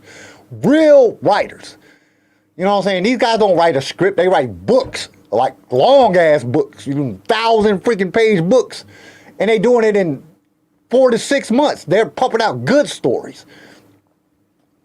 Use them, and I just don't get why Disney doesn't do that. And I understand that there's always, you're paying writers. You have writers on your staff. You pay them to do their job and to write, the next movie, to write the next series, right? Whatever you're writing. I think you also have to understand, like, you can't force writers into ideas. Like, there's a thing is inspiration, and sometimes you got to wait on it. Well, and that's the thing, that all the stuff that because they had, one of the things that I was watching an interview with Claudia Gray. She said one of the great things is because we had an open platform. There's nothing about the High Republic. There's nothing there. Right. So we sit down, we came up with some ideas, because they all sit down together and they all came up with these ideas. All the writers, they sit down, they sit in the conference room, they came up with some ideas. What do we want to do? There's no Sith during this time, so who's going to be our bad guy? You know, who's going to be this? Right. The Nihil is going to be the bad guys. What are they doing? They're like pirates. Where are they at? You know, they came up with all these ideas, and they had that, like, it was a fucking inspiration fest with all these different great writers. They're all Star Wars fans. They all like Star Wars, to create something that there was nothing about. And that's what makes them so good, because there's nothing about the High Republic. In books wise, it went Old Republic, New Hope. You know what I'm saying? There wasn't nothing really, there was not a whole lot in between there in the books, right? And then after that, you know what I'm saying, Return of the Jedi, there's all kind of books. You have the whole new Jedi Order, you have all this stuff. There's just so many books after that. You know, the series of books after that. And I think these other timelines, the reason they're so good is, like, there's less to mess up. Because I think, like we talked about, one of the biggest criticisms that we have of the sequel trilogy is just what they did to characters that we already knew. You know what I mean? And so when you're in the same time period, there's more characters to mess up. There's more to mess up. Meanwhile, you do a completely different time period. The only thing you can really mess up is, like, the galaxy, like the rules of the galaxy. And that's as not long as too you hard follow to mess the rules up. of the galaxy that's already been set forth, you can't mess it up. And they kind of did. There's some stuff in there because they got, like, freaking living plants and shit that's just weird. So, like, and the only it's possible character to mess up, but it's harder.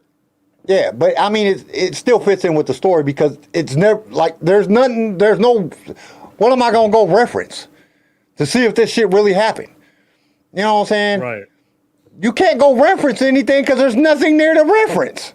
The only person that's in the original, that's in the High Republic that we know anything about is Yoda, because he lived through all that shit. He's old as hell, you know. Is Yoda's in that shit. But you got great new characters. You got Jedis that you didn't ever think was going to be Jedi. It's kind of like going back to Dawn of the Jedi. When you first read Dawn of the Jedi and they're talking about a Sith Jedi, you're like, what the hell?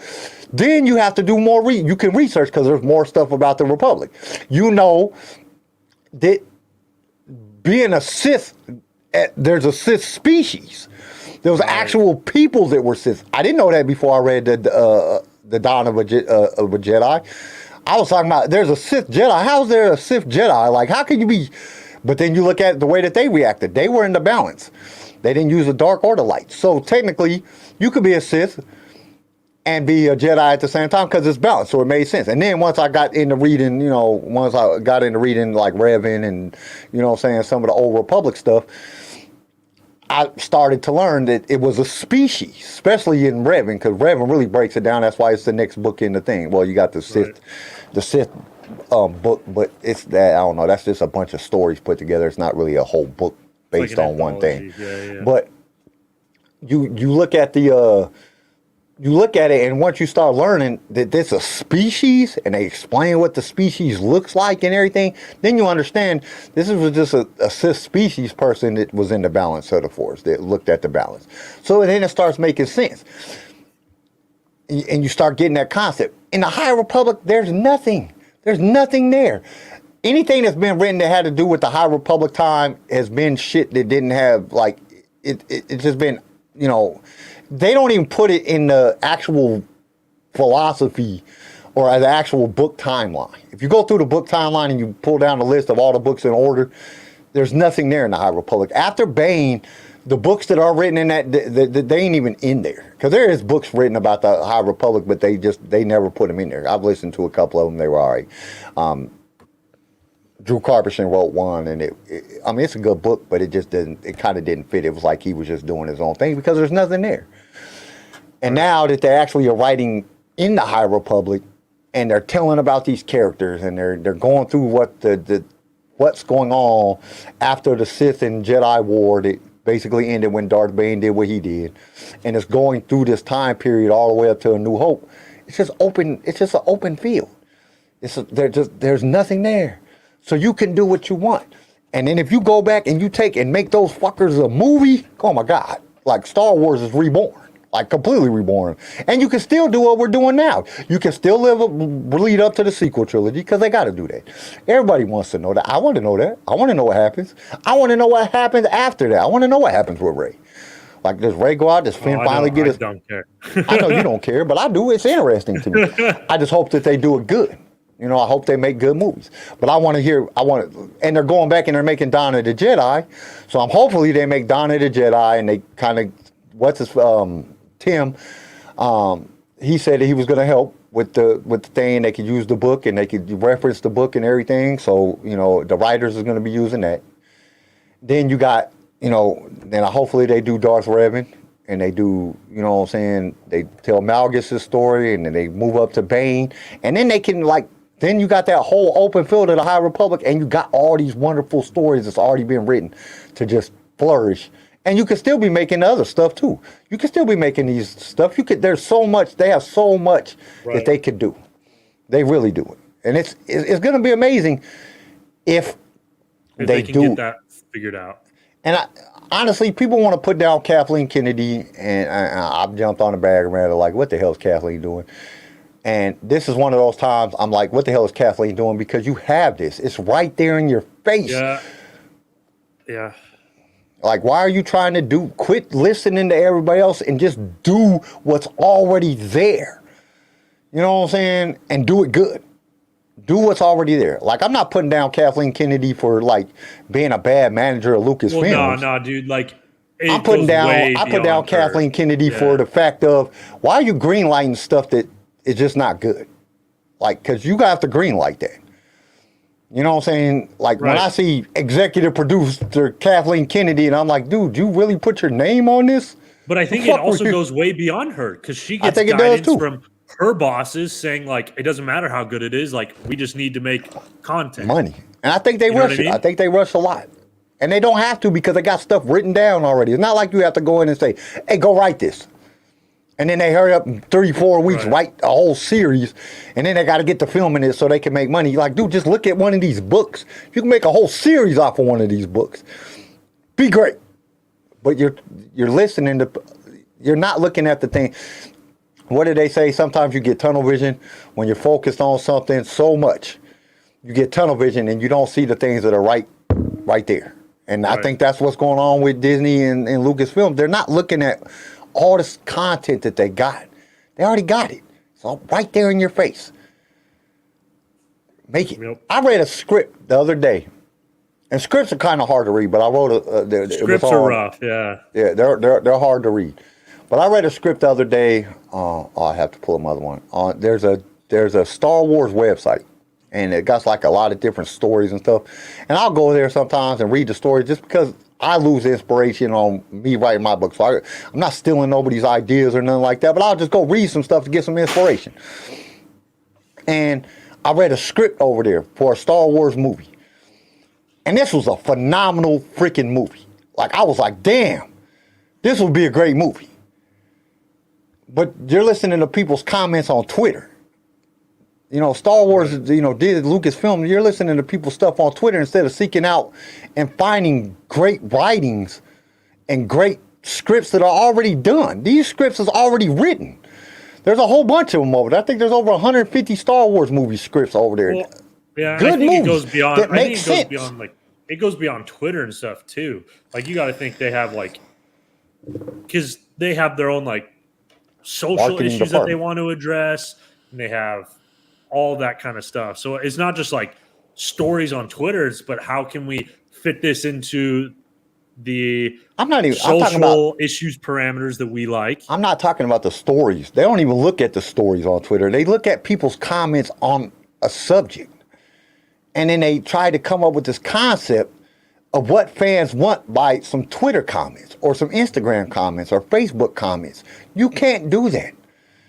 You're going to stifle creativity when you do that. You can't do you cannot make what people want, because everybody wants something different. That's like you take 100 people and you go to fucking Taco Bell. Everybody's not going to order the same thing. You know what I'm saying? It's not going to happen. I love how you're using Taco Bell as your example here. Well, it's basic concept here. You know what I'm saying? It's a basic concept of everybody got a different opinion. Everybody likes different stuff. You have to make one of the things. George didn't listen to what other people told him to make. He made what he wanted to make. Now he might take some some criticism about how to shoot a scene or how to create this scene or how to get it to work. Because you know the guys in LM was like, dude, we can't do that. But we can do this. And George was like, let's do that. You know what I'm saying? Because it's reality. Certain things you just can't do.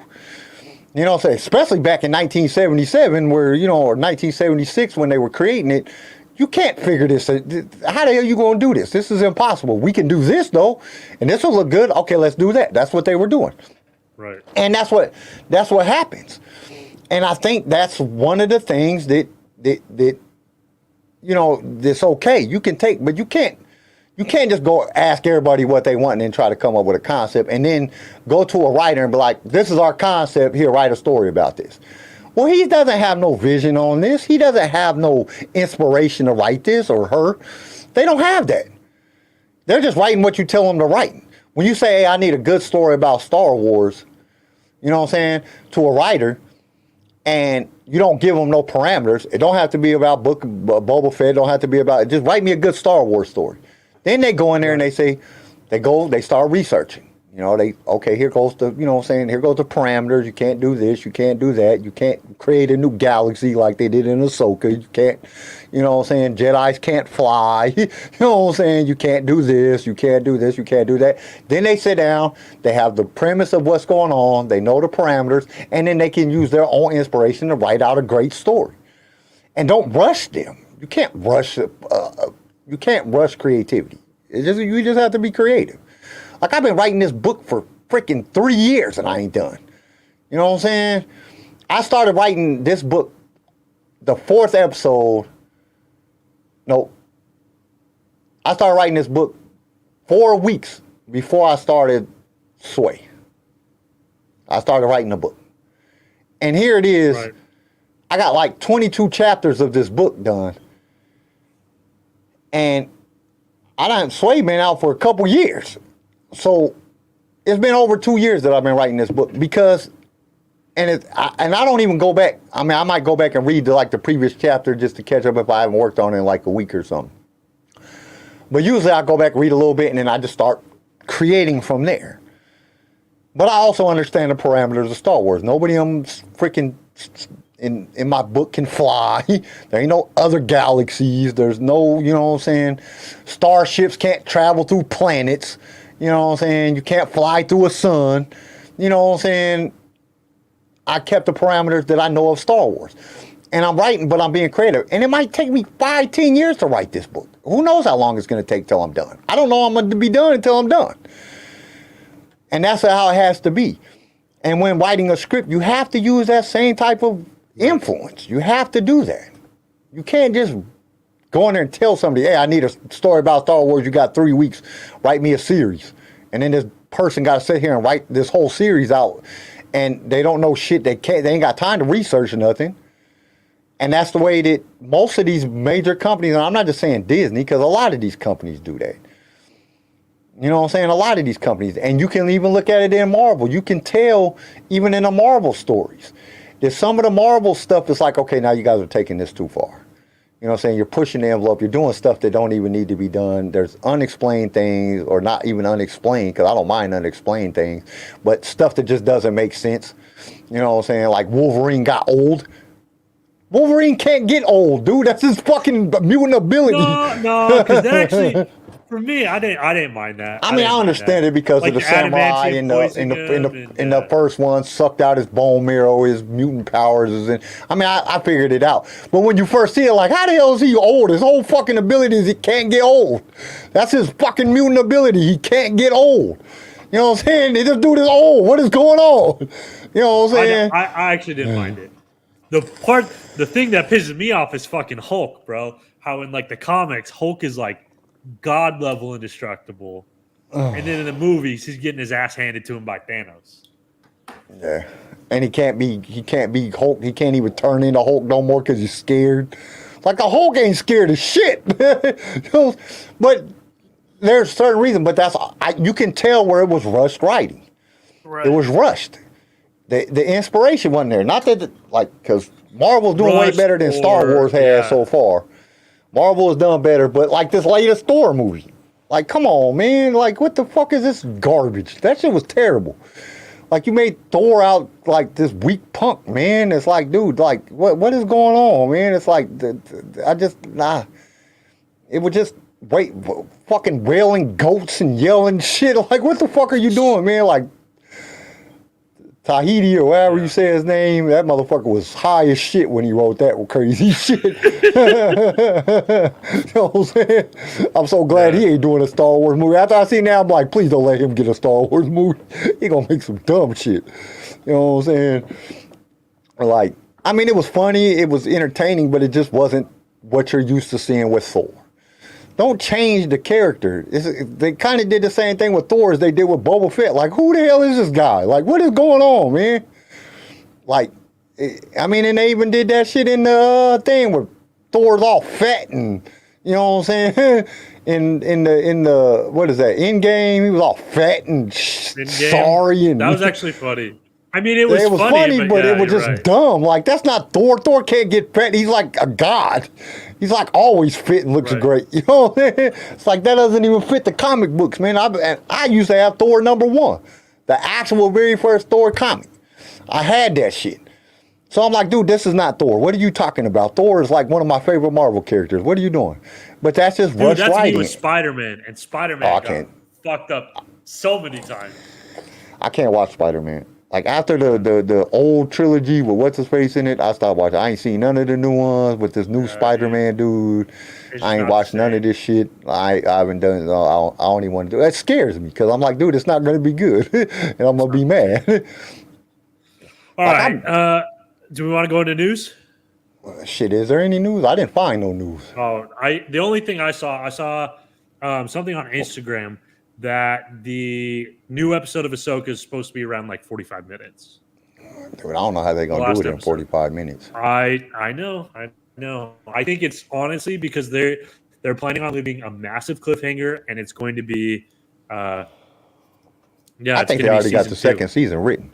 I think Dave had this whole fucking series already written out. I think I might agree. I think I agree with you, actually. I think he at least wrote out 3 seasons. Or at least the general idea of it, yeah. Yeah, I think he had this shit back all the way back when he was with George. I think he already had it written out. That's my personal opinion. And the only thing I tell everybody, go over on Yak Face's Instagram, giving a shout out to Yak Face. That dude got every toy. I was gonna go through and name off all the new stuff that's coming out and the Christmas shit, but there's just so much shit coming out. It's hard to stay up on toys, dude. Yeah, toys is very hard. Video game wise, there was a couple more things about Eclipse came out, so I think Eclipse might be happening. There's a lot of news about God, Eclipse. I hope so, because already like the Star Wars Outlaw game just kind of wasn't what I was expecting. The Ubisoft game kind of wasn't what we were all expecting. Kind of a letdown for me. So I'm kind of baking on Eclipse. When does the Ubisoft game come out? When is it supposed to release? Let me look. Have they even announced this release? I mean, 2024. 2024. So they're either going to bring it out in May or they're going to bring it out in December around Christmas. That's the 2 time period they usually drop new Star Wars games. Survivor came out around May the 4th. It's going to be after June. Yeah, so it'll probably be around Christmas. That's just good marketing. You always drop stuff around Christmas or beginning of the summer. Yeah. And I don't know, it's already like from like the rumors we were hearing about it, it sounded really cool from the rumors and leaks. But then like once they actually released what it was going to be about, it was like it wasn't as cool. You know what I mean? Star Wars team leader said Ollie's had the Wolf Black Series helmet for $29 till October 3rd, only in stores. Okay, so that's a good one. Like I said, I got Yak Face's thing pulled up here, and I was going to open it up and go through all the different Legos and shit that's being released. But I was like, I'm not about to do that. Just, if you want to know, go over to Yak Face. Yak Face on Instagram. He got all that shit. He's the master of knowing about everything that comes out. There isn't no reason for me to announce all that shit. And you just go over there and look at it. You can, I mean, because that's a lot of details. A lot of stuff coming out, and there's a lot of details. You know what I'm saying? When they're dropping, how they're dropping. They're dropping in multiple fucking collections, or, you know what I'm saying, all at once, or, you know, different shit like that. And everything else was about Ahsoka. Like, there's a shit ton of Ahsoka news. I'm just happy that, you know what I'm saying, the Easter eggs, a lot of people are going and talking about the Easter eggs, because I like reading that stuff when people go and drop some stuff on Instagram about the Easter eggs. Because I might catch the Easter egg, but then, you know, saying somebody will come out and say, this is what this Easter egg means, and you read that and you're like, oh man, I didn't think about it like that. Holy shit, that's fucking great. I hope they do that. We won't know, because I doubt they can do everything by the end of it. Especially if it's only 45 minutes, and that if they say it's a 45-minute runtime, you got 5 minutes of credits at the end of the damn thing. Right. So that's yeah. I just don't know how it's gonna be weird. I don't know. Yeah, they're just not there. There just wasn't a lot of news out. I mean, there was some interviews. You know, Mary Elizabeth Winston revealed, you know, the #1 challenge in the interview she did with being Hera. So that's. I'm not a fan of Hera so far in this in Ahsoka. I think it's just the makeup. The makeup is. I mean, I don't know. The makeup's good. Well, even her character, like, the only element we see is like she just likes to break rules, and I'm like, and that's just there's nothing anyway, else to the character. Yeah, but there's nothing else. Like, usually Hera has a reason. She's got a motive. Like, I don't know. I know. To in me, this it's picture, like let me show y'all like, this picture. You can she's tell that shocked. this makeup is fucking her up. like I'm she gonna show y'all. gets like 3 people killed, and then is shocked when people are mad at her. Look at this picture of her. Like, you could tell that the makeup that they're using on her is just fucking her face up. She's all broke out. She looks like she got in a fight. She's all broke out up here. Look at this. It's all just zit. That makeup is tearing her face up. That sucks. But yeah, that kind of sucks. Oops. But it's definitely but she said it's hard. She said there's one really unique challenge, and that's, you know, it takes a long time to put on all that makeup. I read through the article. Dude. And she said, just, you know, it's hard to play somebody that was kind of dry, and I mean, Hera was kind of, she was always very serious in the episode. So in Rebels, Hera, so it's hard to play somebody that's just always serious. I agree. As her own character, she's a tough character to stand on her own. Like, one of the reasons she works so well with the Bad Batch is because they all had their own unique personalities that Rebels? balanced each other. Or that's what I mean. I'm sorry, Rebels. But they all had their own unique personalities that worked together. And when you have her without any of the other Rebels characters, yeah, it's kind of tough. I can see that. Because she has to be serious. She said one of the hardest things is just being serious. Because Hera's so serious. Hera don't joke around. She's not a joke around type, playful type. And she wasn't in Rebels. She was a very serious, and when she's with other people who do joke around, it works. Yeah. So she said it's very hard because she's not used to playing characters that are always so serious. Most of her characters have been more, you know, uplifting and stuff like that. Other than that, everything's about freaking Ahsoka. Everything. Every single thing. Why, you know what I'm saying, why Zeb hasn't been in the episode. They just talked about him, you know, all the different Easter eggs.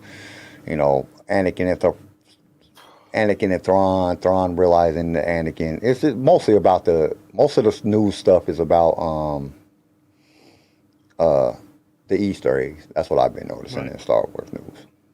And everybody, that was Anthony Daniels on screen. That was him. Only reason he was moving like that because he's fucking a million. He's old as dirt. Jesus, that dude was in his 40s when he was played C-3PO in the 70s. Got to be like 80 now. 100 fucking years old. You know what I'm saying? That dude is old. I don't even know. I should have looked up how old he was so I could clown on him more, because that dude is old as shit. All right. And we didn't even do the thing. Oh, well. All right. Y'all ready for the quiz? The quiz. do it. Y'all ready for the quiz? Stop right there, you rebel scum. Prepare yourself for the Star Wars Impossible quiz. Blast them. Okay, I'm trying to get to the quiz now. Because I had a lot more notes that on the thing, but I was like, all right, we're taking forever. We'll be talking about this for 6 years. Okay, quiz. Okay, question number 1. What 3 organizations did Maul belong to or lead? Can I answer? I mean, we only got 3 people in the chat today, so. Yeah, go ahead. Crimson Dawn. That's one of them. The Sith? Does the Sith count? Yes, that's one of them. I don't know what the last one is. All right, chat, come on. What's the last one? He got the first 2, Sith and Crimson Dawn, but there was one other one. I tried to keep this to like, I tried to keep these questions a little bit simpler, but they're still kind of difficult. But at the same time, I wanted to stay on topic. So the first couple ones have to do with Darth Maul, but since he was actually supposed to be the bad guy in the thing. It was probably another like criminal organization, yeah. Mm-hmm. And it's talked about in the Clone Wars, and it was in. No, it was just in the Clone Wars because Crimson Dawn is in Rogue One. When do they talk about it in the Clone Wars?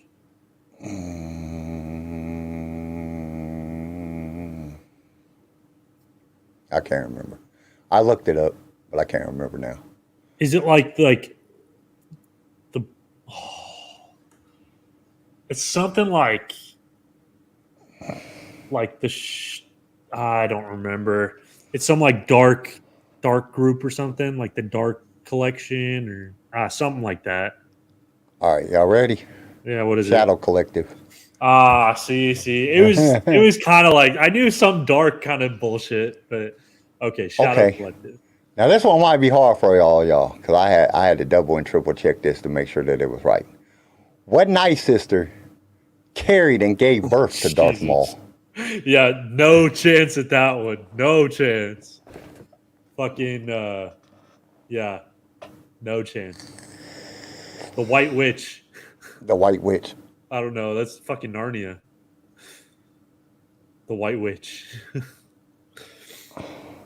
What Night Sister carried Professor and McGonagall. gave birth to Darth Maul? Professor McGonagall.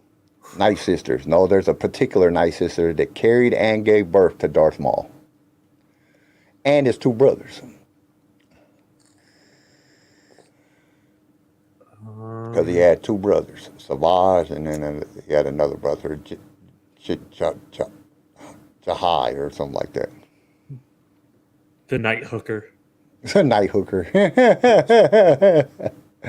All right, y'all ready? Come on, I'm trying to give y'all some time on the chat because I know that this fucking thing is like a minute off. All right, here goes the answer. Mother Talzin. Was it really? Yep, Mother Talzin was actually his mother. Don't say it was father, one of the Night brothers that she molested, but you know what I'm saying? Oh yeah, because weren't like the females. Now it doesn't say, and I did a lot of research on it. It doesn't say it's Savage and the other brother was carried by her as well. But they might all had the same father, but Mother Talzin definitely carried and gave birth to Darth Maul. Interesting. I didn't know that. Okay. Question number 3. By all rights, Maul should have died when Obi-Wan cut him in half. So why didn't he? Because his hate kept him alive. That's part of it. Because plot armor. Because some dumb writer wrote. Because so many fans liked him and thought he was so cool that they actually it was George Lucas's idea to bring him back. Right. I think it because he was so cool that we can't kill him off too early. But there was an actual reason. There was 3 reasons. His Sith, his hatred, his Sith intensity. That's what it says, but basically hatred. Right. What's the other one? Star Wars team leader, you're right on the other one. His mom. Yeah, basically his mom. So he had Night Sister magic. Mother Taliesin put a spell on him that made him really, really hard to kill. Oh. And then there's a third thing.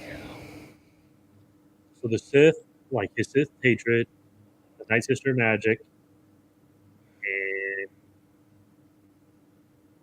Obi-Wan's shitty lightsaber slice. How he didn't aim for the head. No.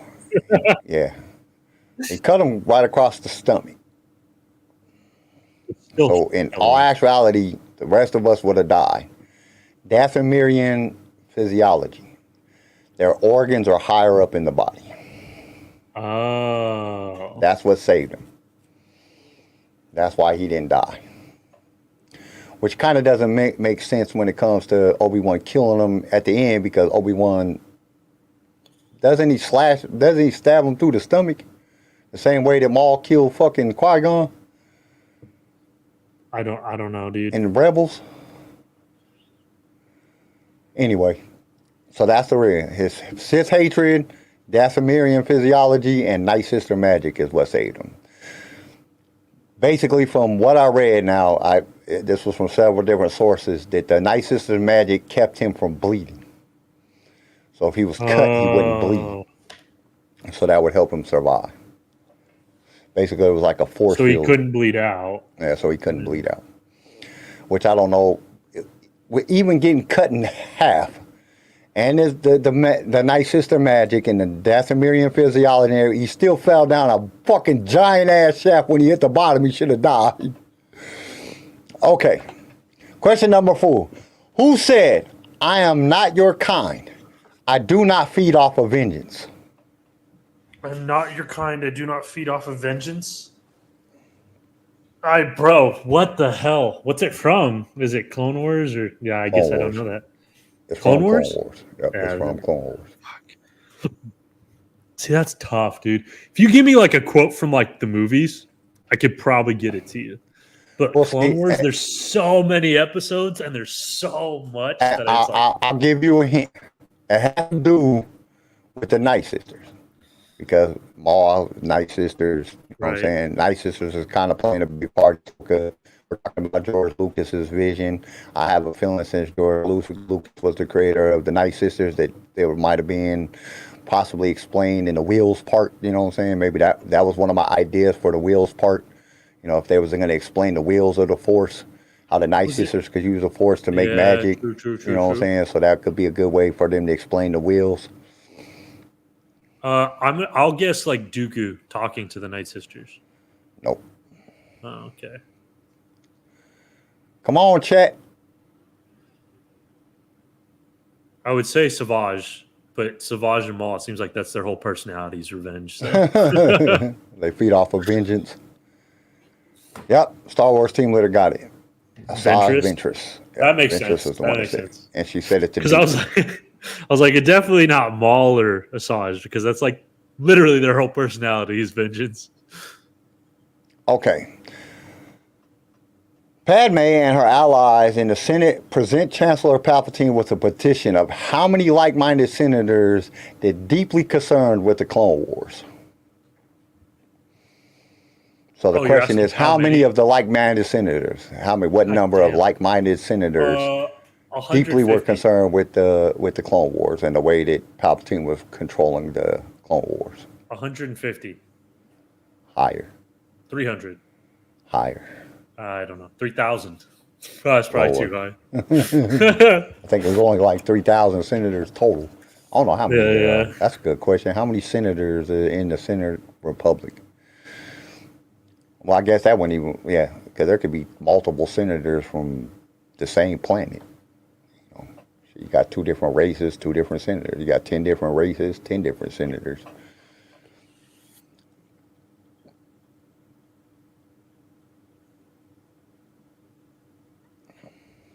Dun, dun, dun, dun. Okay. Answer is 2,000. 2,000 people, 2,000 like-minded senators petition Chancellor Palpatine. Okay, who was the first official leader of the rebellion? Official leader of the rebellion. That's a great question. Who's the leader of the rebellion? There's leaders. Mon Mothma, I'm assuming. Yeah, Mon Mothma was the first official leader of the rebellion. Oh, so it's Mon Mothma? Yeah, it's Mon Mothma. That was that. Oh. You got it right. It was a good guess. But There I know you you go. didn't know the damn answer. But Well, she no, was that's what I there. was saying. I was like, Mon Mothma was like the leader of the rebellion, but I don't know if she was like the first one. I know she was like an official when I was leader. first thinking of the question, I thought it was Bail Organa, because Bail Organa was the one setting up everything in the first damn place. You know what I'm saying? So I thought he was like the first leader, but he was never even a leader of the rebellion. He was Right. just part of the rebellion. He never led shit. Even I'm like, dude, you was fucking fulcrum, ain't that? He was probably a leader, but he wasn't the leader. Yeah, Mon Mothma was the leader, the very first official leader of the rebellion. And then she became the chancellor. Okay. For much of its 1,000-year history, the Republic had no need for what? An army.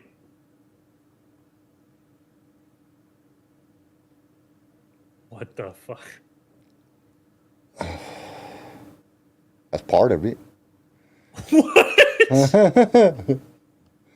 A standing army? I don't like a grand army of the Republic? I don't get what I'm missing here. Think about our armed forces. A navy. I'm so fucking lost, bro. A What do draft? they call it all?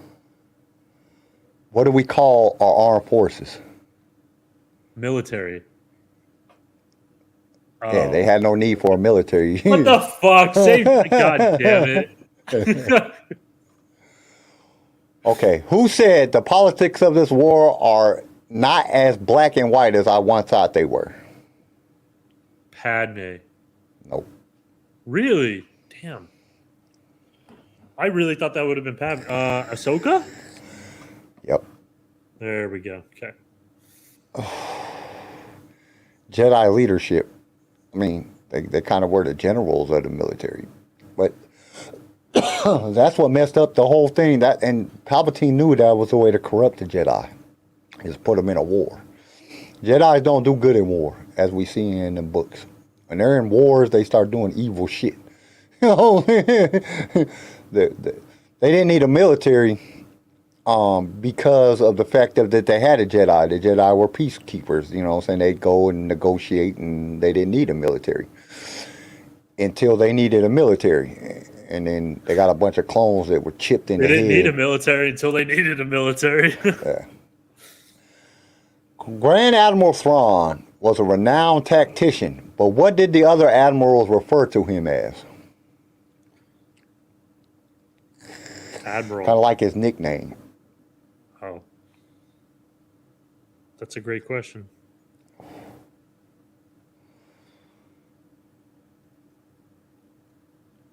What did the other leaders refer to Thrawn as? Yeah. What did the other admirals refer to Thrawn as? Everybody knows he's a renowned tactician, but what did they call him? Like, what was his nickname to them? Thrawny boy.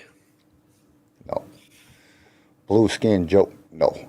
That's a good one, but no. Blue balls. Blue balls. Oh, blue balls. Old blue balls done got him. Blue balls suck. I had blue balls once. That's the most terrible shit ever. Yeah, I don't know. Mr. Blue. Mr. Blue, no. Hey, Actually, when I was first creating the question, I thought the fucking alien, or you know what I'm saying, some shit like that, like fucking alien scum, because he's the only alien in the entire Imperial Navy. Yeah, you know what I'm saying? He's probably the some only, like derogatory racist term. Yeah. yeah, that's what I thought it was going to be, but it's not. Old red eyes. That's another good one. I wonder if his balls are blue. Got constant blue ball. That's why he's an asshole. That's what I mean. I call them blue balls. They actually called him the intellectual. Wow. So very, very kind. Yeah, they called him the intellectual. Despite differing approaches, what father and daughter both resisted the Empire?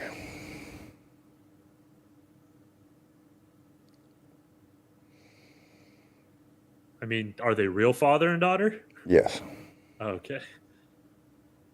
So despite different approaches, what father and They daughter? call Star Wars team leader. That's fucked up Palpatine's pet. No, that was Vader. Yeah, that was Vader. Vader was Palpatine's pet. You know, it would suck if if fucking Palpatine called fucking Vader boy all the time. Come here, boy. That shit would be so fucked up and racist. I wonder if that's what it was originally written as, and then he fucking changed it.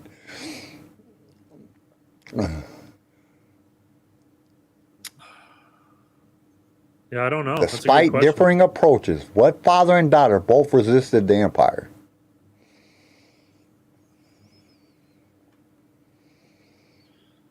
I don't We know. seen it in Rebels. We seen it in Bad Batch. Oh, Hera and her dad. Yeah, Cham and Hera Syndulla. God, as soon as you said Rebels and Bad Batch, I was like, oh, of course. Yeah, I had to give a hint because it's kind of like some of the times when It's I'll be writing hard. questions. It's like, what? You have to, because there's so many fathers and daughters, and you got to figure there's so No. many. The but first you thing like- that popped in my head was like, I was like, oh, Leia and Bail Organa.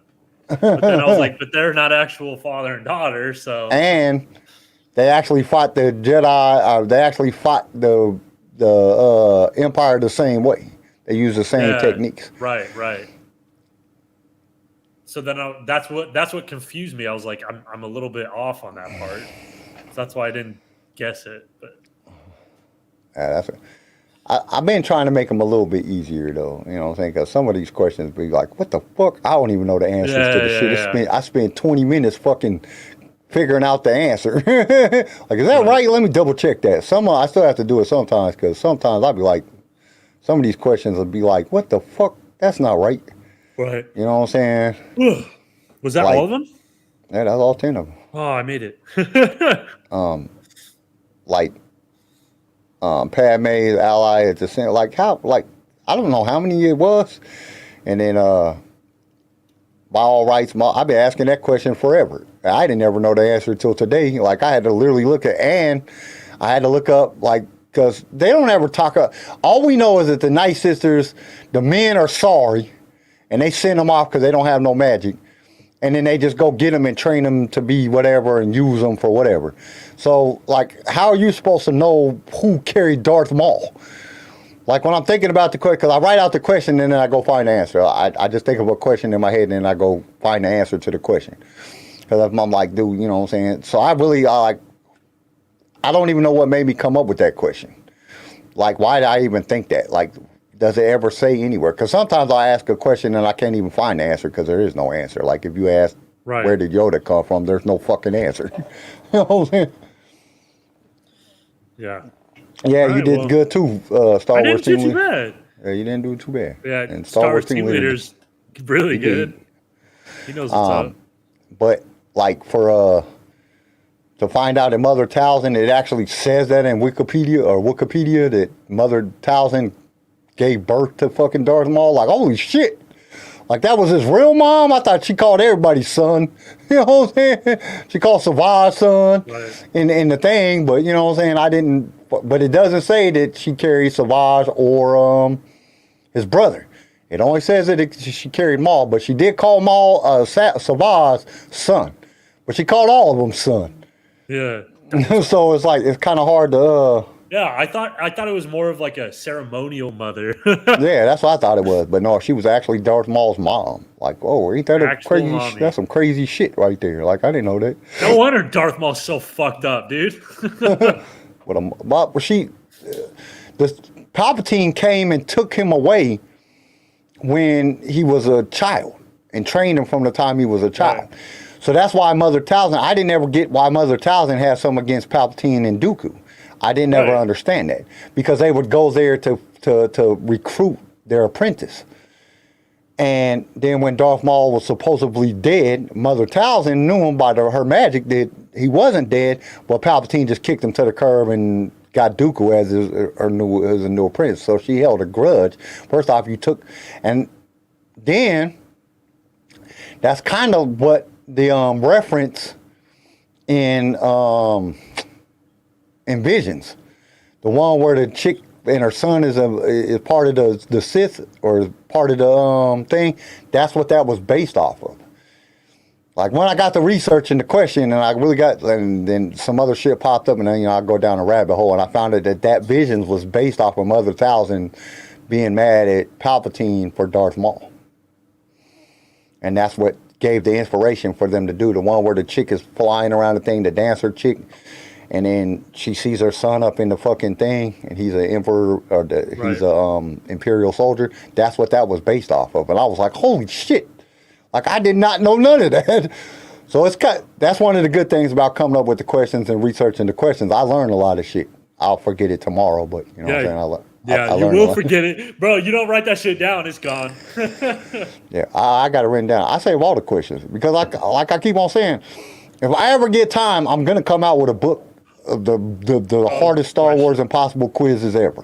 Like, but I just don't. It's like I just don't have no damn time. Time is like fuck. I'm so damn busy that I don't have time to do shit. Sure. Yeah. I'm started on it, but I'm like, I'm nowhere close. I think I got the first page written. I think I wrote the first page, but I'm gonna get it done. I'm gonna get it out there for everybody, and then everybody that listens to the show, all of our people that are here every day, y'all getting it for free. Because y'all already know all the answers. Yeah. Well, but it's going to be like 500 questions. Because, dude, you know how many questions we done asked on this show? A lot of questions, lot. Yeah. 10 questions a week, and we're at 194. Oh, that's another thing. I'm working on getting for our 200th episode, you know what I'm saying, getting some celebrities on here. Because I haven't asked nobody. You know, we just haven't been asking anybody. You know what I'm saying? Like, I couldn't even tell you the last time I asked, but I sent out like probably like 100 emails. I mean, I've asked some people, but you know, it's just been random, you know, Twitter and YouTube ask, you know, you might not ever hear shit. But I actually hit up some people through their promotion companies to come on the show. So hopefully we get somebody good. I got one person in particular that I kind of want to get on because he's been in, and it's a guy. He's been in Mandalorian. He's worked on Mandalorian. He's worked on Andor. He's worked on Ahsoka. He's worked on The Bad Batch. He's worked on a lot of all the shows. He's done worked on a gang of shows. So I'm hopefully we can get him on here and he can, you know what I'm saying, go in. He's acted and did background shit. Really? Yeah. So you know what I'm saying. I hope we can get him on here. His what the hell are they called? His representative, agent, promotional representative, actually sent me his personal email address, so I emailed him personally. Oh, sick. So hopefully we get him on here for the 200th episode. I don't want to tell y'all who it is yet because y'all gonna be like, what the fuck?